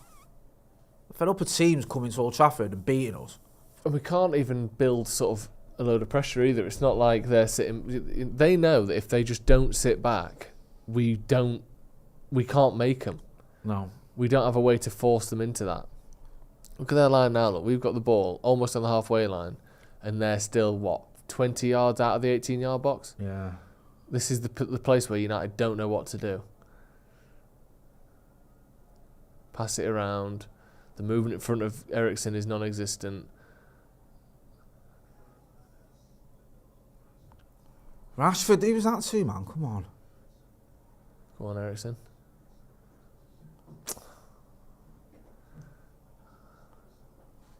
Fucking hell. Jesus fucking Christ, Diogo. What was that? Come on, man.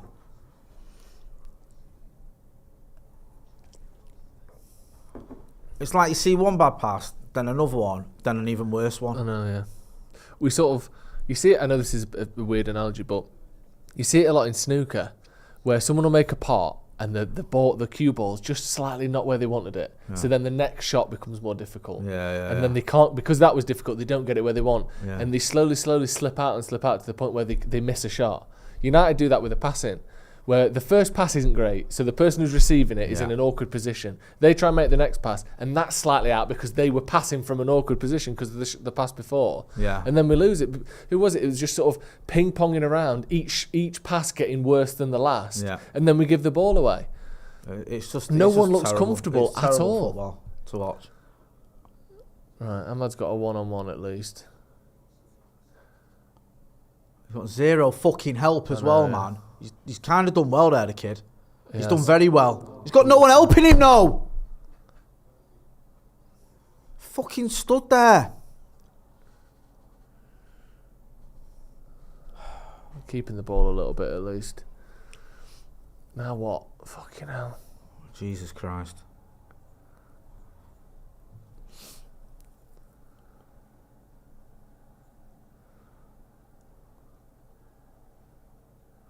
It's a lot of our centre-backs and Eriksen just passing it across the lines, isn't it? Whenever we try and play it forward, it gets blocked. Every time. Like, he's having a That got- fucking nightmare this second half, Diogo Dalot. Was that not deflected? Was it? No, I don't think it was. Jesus Christ. Get you can up. fuck off.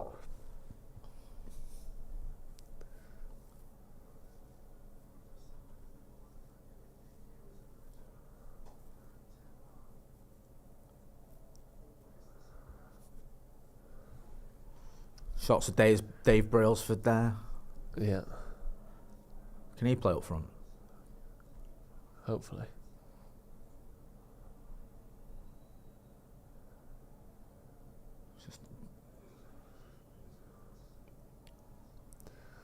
Alright, Lindelof here, down the left-hand side. Yeah, Linking up with keep Garnacho. going, keep going. We've wasted about 5 minutes doing this. No, just no fucking... And that's a shit pass again. Again, Dalot, Dalot, look man. up! He's lost his head this second If half. you look up, you can see he's was a getting closed massive- down and the pass is impossible. Don't still fucking make it anyway. It's too easy that. It takes either too long to pass it or just passes makes a pass that isn't on. Ahmad's getting closed down. You can't give him the ball anyway.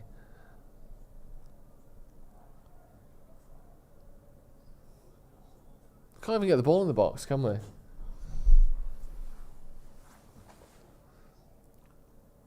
Everyone's fucking jogging. Well done, Garnacho. So we resort to a long ball. And Maguire Get up. At least stops the defender winning the ball. Go back. Out wide. Out wide. It's all right, to be fair. He did well there. I thought he should have passed it sooner, but... Come on, who's on the edge of the box? Bruno. Oh, Maguire! Yes! Yes! Is he onside? Yes, come on. Get the fucking ball. Come on, get on with it. Didn't have that on me Is he on? goal scoring bingo. Ball in from Bruno, and I think it's the run from, is it Garnacho across the keeper? Sort of puts him off a bit. Smash and grab here, come on. Is he definitely on? Was the person who ran in front of the keeper on? I don't know. Marco this is the Silva thing, stood right? looking Mark at is the there monitor. looking at the screen here. Let's have a look. Does well here, Maguire, because that all started with him keeping it. Let's have a look. We've already had one bad offside decision against us against Fulham, haven't we? McTominay's Nah, he's oh, on. it's that leg, He's on. That, leg That leg's there. playing him on. Yeah, it is. Yeah, 100% he's on. He's on. Abdullah, do you want to get in there for the last 5 minutes, bro? Yeah, Maguire with a goal. Nah, he's on there. He's Look. on. He's on. He's on. That Look foot, at that his foot. foot is That fucking foot's playing him everyone onside, you miles dickhead. on. No chance. No chance. No chance. There's no way that's offside. There's absolutely That no foot, way. he's like he's left it there He's to play everyone on side. Yeah, he's It's literally like he's done it on literally going, purpose. I've got you boys. Don't Miles worry. on. Fucking What are you miles looking for on. now?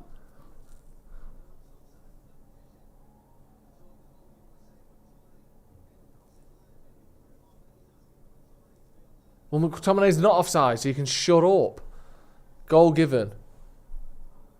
Fucking hell, does it take that long to see someone clearly playing everyone on side?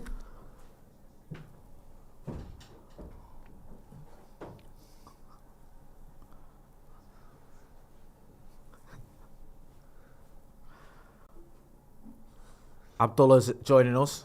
No, he's just had a fight with one of the Yeah, cameras. just had a... Hey, Bit of an argy-bargy Hey. over there with camera 3. come on, Abdullah. Last 5 minutes. What do you reckon? I'm nervous. Really, really want us to win this game. We've been horrible, Yeah, we but have.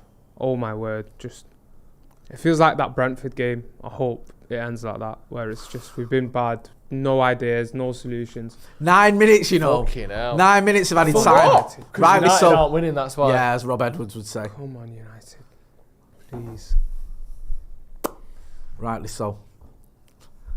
That's funny that because Luton got 9 minutes, didn't they? At Old Trafford Did they? for absolutely nothing. I remember that. I'm pretty sure. I don't feel like anything's happened in this Forrest game. I don't know why it's got a 9 load minutes. of minutes as well. Oh, the head injury, there you go. Oh, yeah, Casemiro and that. VAR check and stuff as well. Oh, Yeah. slip him. Go on, Someone McTominay. is- Somebody Cut it back. got a pass there, man. Rashford there or Seriously. Lindelof. He's got Rashford and Lindelof on. Why has he just put that across goal like that? Composure, man. Good pass from Dallo. Good First back. one he's done all half. But yeah, He's just got a square. pass to Rashford. He needs to pass it first time though, doesn't he? Because the pass sort of disappears as he takes his couple of touches, and by the time he looks up, the shot probably was the best option, but he needed to play it earlier. Leno with the yellow card there for time wasting. Should have had a few seconds on at least. But because the stoppage time's so long now, you almost always have an extra minute because of the other minute that you've added during the 9 minutes of stoppage time. Yeah. Because they're so long, there's time wasting within stoppage time now. Bruno, 25 yards, parry by Leno. Diallo. Back to Diallo. Tries to play it to Rashford. He bad gets it. touch. Fucking hell. Never quite gets it, does he? Come on.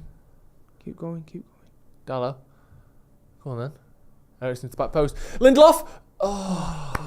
It's like he kind of turned his back on it, then, Lindelof. Turned his back on Manchester United. Let's have a look at this. Yeah, it comes off. What? It comes off his back. He jumps up and then instead of going like that, he just sort of goes. turns his back on it. It's weird, wasn't it? I think it's his Wes He Brown never- against he Liverpool. never Do you remember when did- he scored with his back? Did he? Yeah. I remember. He never did like the heading motion. What are you doing, you muppet? Move! Bruno's hurt something there. I don't know what. Looks like he's been kicked in the bollocks or something. I don't know what He'll he's be done. alright. He'll be fine. He's He a don't strong, look he's a strong fine. guy. Bruno's limping. Have we made all our subs as well? Don't think so.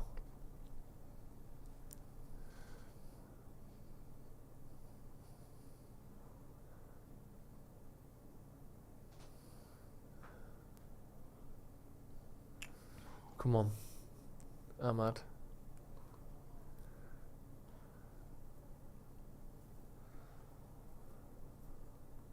Nerve-wracking this, isn't it? Yeah, it is. It's fucking horrible. I know this is going to sound a bit... I know it's only 1 point more, but a draw is a much better result than a loss as well, though, isn't it? Like, oh, shit, not that we're guaranteed Well that. done. That's better. Why are you hitting it from there? Because Leno has spilled everything for about 25 minutes. Leno's not caught a fucking shot all day, by the way. He looks a bit rattled, doesn't he? Yeah, the goal was a deflection, a rebound. We just had a rebound a second ago. Yeah, that's one of them. If and he's just rebounded that one. Everyone would be going mad at him. He's done it. He's done like I didn't put it together in my head. That's probably why he's hit that. Yeah, because Leno can't trap a bag of sand at the minute. Can't catch a code. Ahmad back across. Oh, he had the right idea there. He showed a bit of composure there as well. Ahmad should have been on long back. He's done well since he's come on, to be fair. Just involved. Smart goal stim behind the defender there as well. Yeah, he's another not corner done to himself Man any United. harm with this little cameo, the kid. Pulled it back. Corner, whipped to the back post. Maguire. I didn't really get hold of it, did I? No, don't let them fucking win Say that. the foul, say the foul, foul him. Take it, lad. Or just no one fucking stop him. Just let him go through. Maguire's on a booking. I know. I don't blame him. Fuck me. There was other options before they got that far. There was. All right. Don't let him do you. All right. Do let him do you. Don't let him get it. Yeah, Fucking hell. come on. Muniz with an header there from, I don't know, 10 yards out, whatever it was. Frankie Muniz. Yeah. In the middle. Nice. Yeah, he's just on the penalty spot, just wide the penalty spot, but it goes wide anyway. Come on, United. 4 minutes left. Let's get a winner. Fucking hell. Let's keep the title race alive. Bruno wanting just an absolute long ball booted over the top from Eriksen. Keep it. Come on, who's moving? Who's making? Who's available? Everyone's just stood on the last man. That's better.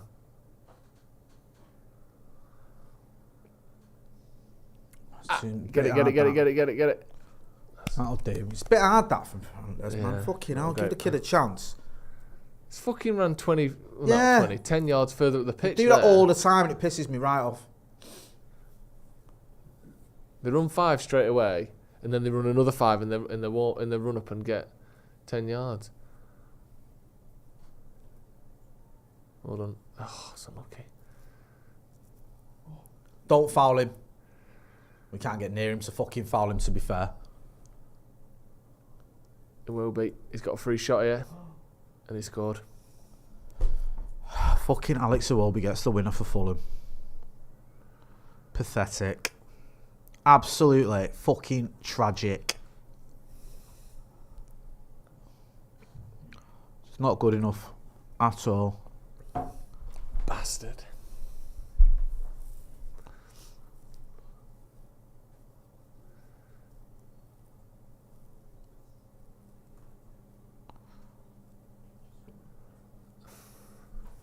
There he goes past 2 players. Is it Traore? No one near him. Will be. He's got time. And then just picks his spot. Yeah. He's got a free shot, hasn't he? Yeah. 15 yards out, no one in front of him. Puts in the bottom corner.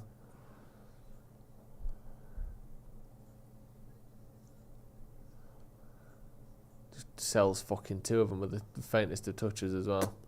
Just smacks it in. Absolutely fucking shit. Yeah, Dallo and Ahmad both getting absolutely rinsed there, and then he just whips. Dallo's it had an corner. half to forget, to be honest. Yes. For fuck's sake. Right, try and get a draw at least. Just don't want to see him give up. So annoying that. Come on. Probably got 2 or 3 minutes left at least. Good ball, Bruno. Right, come on. Fuck off! Seriously, just whip it in! Honestly, he's been shit second half as well. I mean. he has. He's been as bad this second half I've seen him be for United. He's just been, everything's gone wrong for him. It's brainless that as well. Just whip the ball in, man. There's people waiting for it. United fans just leaving. This is just, it's fucking horrible, this. I hate it, man. I hate it when you're just like watching shit and you've got to travel back home. It's terrible. Yeah. Lindelof has come off. I think that was an injury he picked up while trying to keep the ball in. Oh, Anthony's come on. That says it all, that, doesn't it? What's he now? 4th choice or something? I know he's only come on because of that injury, but even when Forson came on, he didn't trust Anthony, did he? Came off, sorry. No. Says a lot, that. This could be a horrible week, this, coming up. Yeah, is Forest it Forest away in the FA Got to Cup. win that. Got to win that. And then the derby at the Etihad. Absolutely must beat Nottingham Forest. That's what I mean, man. It's just like the minute you wouldn't fancy us, well, I wouldn't anyway. You might differ, but no, we have to win that. Not seeing anything here that makes me think.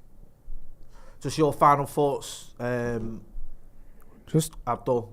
I think the only thing that, while trying to be composed in this middle of this anger and depression, is since Ahmad's come on, for me, Bruno's been a lot more involved. He's not been involved at all in the game, and I said this earlier the night at half time.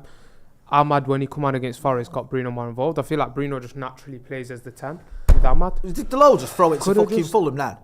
Take fucking ages taking a throw in when there's about 30 seconds left of the game, and then eventually you just throw it to a Fulham player. There's no excuses for the gaffer today with not starting Ahmad. I don't care. We watched 10 minutes where we've looked a lot more threatening because of that. We looked a lot more compact going forward, and Delo in that second half has been so disappointing as well. I don't know what's happened with him. What is happening? Honestly, he's been having a good spell, but today he has been so shit. And I like Delo, but he's just... We've not created any good chances as well. We've not created anything. It's the same story. Doesn't matter who's up front. It's the same Bruno shit. picking up his compulsory yellow card. Come on then, get up now. We've got, what, 30 seconds left? Even that's not... One last attack. Everything's just lazy, man. That's Full time. the fucking game over. There you go. Abdullah, any positives from that? No. So the only positive I can say is hopefully Ahmad's now done enough to start next game, because there's absolutely no excuses. Okay, I'll give you that one. I'll give the manager the benefit of that before the game. I thought Forson must have done enough in training. I'd like to see Ahmad Diallo start, I'll be honest with you, against Forest. I thought he did okay when he came on. I don't think, other than maybe Garnacho, anyone else really did. I'll be honest with you. Joe, I know we're going to do the live review, but just quickly. Yeah, shocking. Just from the first 10, 15 minutes, we said 13 minutes in, we look shit. Yeah. Flat-footed, lazy. Casemiro with lazy passing, trying to do a back heel when there's 3 men behind him. Rashford, similar look to him where every time he gets the ball, he just tries something, because if it comes off, he looks like a genius, and if it doesn't, who gives a fuck? Too many players on the pitch look like they don't care, which is insane, especially after the good run of form we've had. You think we finally get to a point where we can put in not necessarily great performances, but certainly good spells in games. There was no spell in this game except for maybe a 3-minute spell from about 80 to 83 minutes where United looked remotely dangerous. Absolutely shocking. At home against a team who are bang average, we made them look fucking better than us, and it's not for the first time this season. Just so poor, innit? I completely agree with everything you've said. It's annoying how they just give you a little glimmer of hope, don't they? Like, go on a bit of a run and you think, hey, do you know what? Maybe we'll do something here. It's been a really good week in terms of like the Ratcliffe stuff, the Ineos stuff. Then you get the Hoyland injury and you think, oh, that's not the wind out of ourselves a little bit. And then you've got at least, I'd say, 8, if not 9 players today just fucking faxing it in. Yeah. Just like going through the motions. We're going to go through it all anyway in a live review. Abdullah, thanks for coming on the channel, Cheers, brother. Abdul. Always a pleasure. Thank you, guys. Where can people find you? Give anything you got to plug? Abdul_GH on Twitter. You'll see me complaining about the result there. Yeah. State of that. As a wise man once said, state of that. Fucking state of that, man. After 99% of Man United's games. Yeah. That's been Joe Smith. Yeah. I've been Jay Motti. This has been a watch along for the Fulham game. Stick around. Don't have to go anywhere. Give us 2 minutes. We're going to compose ourselves, and I'm going to be back for a bit of a post-match review where you can join in and tell us your thoughts on it. We'll see you there.